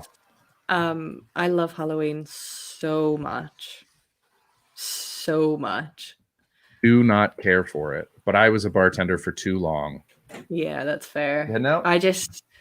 Take care, Dad. Have a good night. Yeah, you too. See you later. Bye. Ray Betts hype. Ray Betts. Hi, Ray. He's going to have dinner with his friends. Oh, that's nice. Yeah, the aesthetic I was talking about in Sabrina, that whole Halloween-y aesthetic, I love it so much. I love Halloween. I would love to do a great big kind of Halloween party thing, but like really, really create a Halloween kind of Wonderland thing. I'd love that. Go big. It's Sadaf would help you out with that. It's Sadaf's favorite holiday, as far as I can tell, which is shocking to me. It's so surprising, but she loves it. Well, because most of Halloween is about seeing people, which she hates, and dressing up, which she also hates. So it's so weird to me that she loves this day so much, but she fucking adores it, and she gets bummed out because I do not care for Halloween at all. Yeah, and you're a party pooper. She's just like, well, let's. I send it to your Twitter. I DM'd you on Twitter, my friend. Watch a lady on YouTube called Ashley who does Millennial Movie Mondays. Ashley Movie Review Channel. When I used to do film club, I used to do Friday Film Club on my stream. And we used to do watch parties as well. But I stopped doing the watch parties because they kind of stopped working. I was doing them through Discord and they just wouldn't work very well. So I stopped doing them because every single time people were going and watching the movie themselves and then coming back into the Discord because it hadn't worked for them. Yeah. So that was kind of frustrating and I just haven't gone back to it yet. But I was going to relaunch it and do like talking about movies whilst painting my face to look like something from a movie. Wow, that's a lot of things. Yeah. And then I fucked it on the first hurdle and haven't gone back again yet. Yeah, Kirsten, Sadaf is the best. I am so excited to meet Sadaf. She's amazing. You're going to love her. I know. Everyone loves her. She's the best. Yeah. I already feel like I'm friends with her and I haven't even met her. Yeah, she's top notch. She's a fan of yours, you know? She's very excited when you became a steady part of the show. She's like, great. Ashley's so funny. Keep Ashley. Aww. I was like, yeah, definitely. I love that. It's all very good. It's all very good stuff. Yeah. All right. While we're waiting for Tuck, Uh-huh. I'm going to show you one of my. Who we're gonna. I'm going to show you one of my favorite scenes from Varsity Blues. It's a timeless scene. It has nothing to do with sports. It's just very silly. Cool. Mr. Moxon, are you here with us? The male erection, pitching a tent, sporting wood, bicycles formed, marches on. So Jonathan, Stiffy, Mr. Mortis. Rigor mortis is set in. Flesh rocket, heavy beanstalk, tall Tommy, mushroom on a stick, Mr. Mushroom Head, purple-headed yogurt slinger, and Pedro. Pedro? Mm-hmm.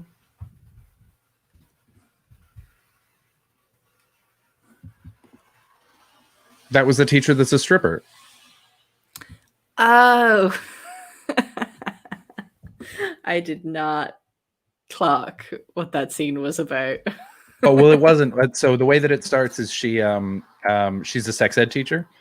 And so she's trying to get the class to go all together now. Penis, penis, penis, vagina, vagina, vagina. Right. And like to destigmatize it. And then she said, there are other words out. Does anyone know any? And then he said one to himself and giggled. And then she calls on him and he just does the list. And I had friends that used to be able to do that whole list. That was like their party trick. Ladies and gentlemen, welcome to the stream. Mr. Tom Tuck. Hey, buddy, how you doing? So lovely. Oh, you Such a too. handsome boy. I love your little ears. Thank you. Yes, that's what I was going for. Ears. Oh, was it not? For the podcast listeners, I have a bow in my hair. It's very Ariana Grande. Oh.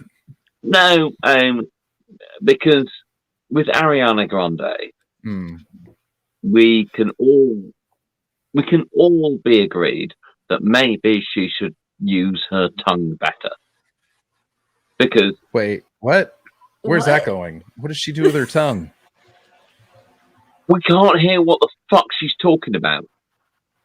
Oh, you mean she needs to enunciate better?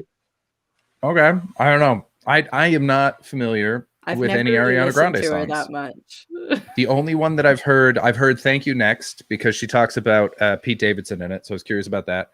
And Seven Rings because I heard that she was sued by the people that own the rights to "These Are a Few of My Favorite Things." Oh, really? Because she sings the verse like exactly to that tune, and so they get 90% of the profits from that song. Wow. It's a real bittersweet symphony Verve Rolling Stone situation. Yeah. I was just about to talk about So what's this Frankenstein song? So it's a song. It's never been on a record, a Mantigate record, but Isabel was watching all of the classic horror movies, and we watched Bride of Frankenstein. And I was like, classic. Oh, that's what this song is about. That I've known this song for ages. That's awesome. But it's literally about Bride of Frankenstein. Obviously not literally, but here we go. By the way, ladies and gentlemen, Tuck is going to play us out. When the song ends, we're going to go to the raid video. We're going to raid Fox Comedy. Raid messages, charge. Yeah. Thank you, Tuck. Play us out. Designed for one another, we lie tied to our slacks with the same electricity that pours out, crackles through the laps. I am too dumb to tell you how I feel.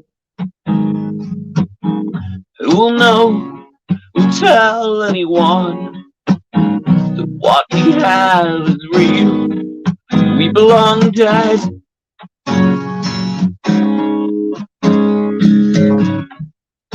We belong dead. We belong dead.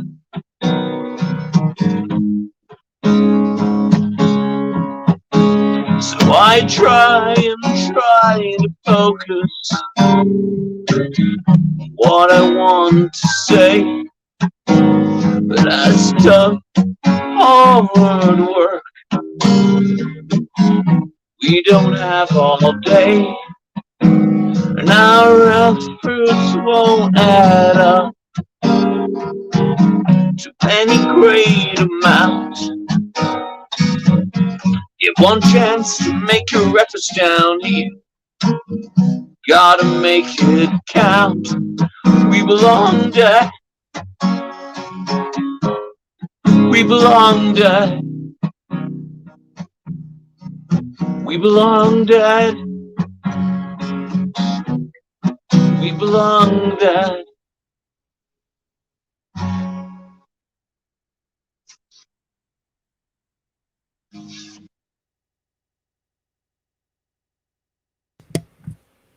That was great, man. Yay. And we've rated.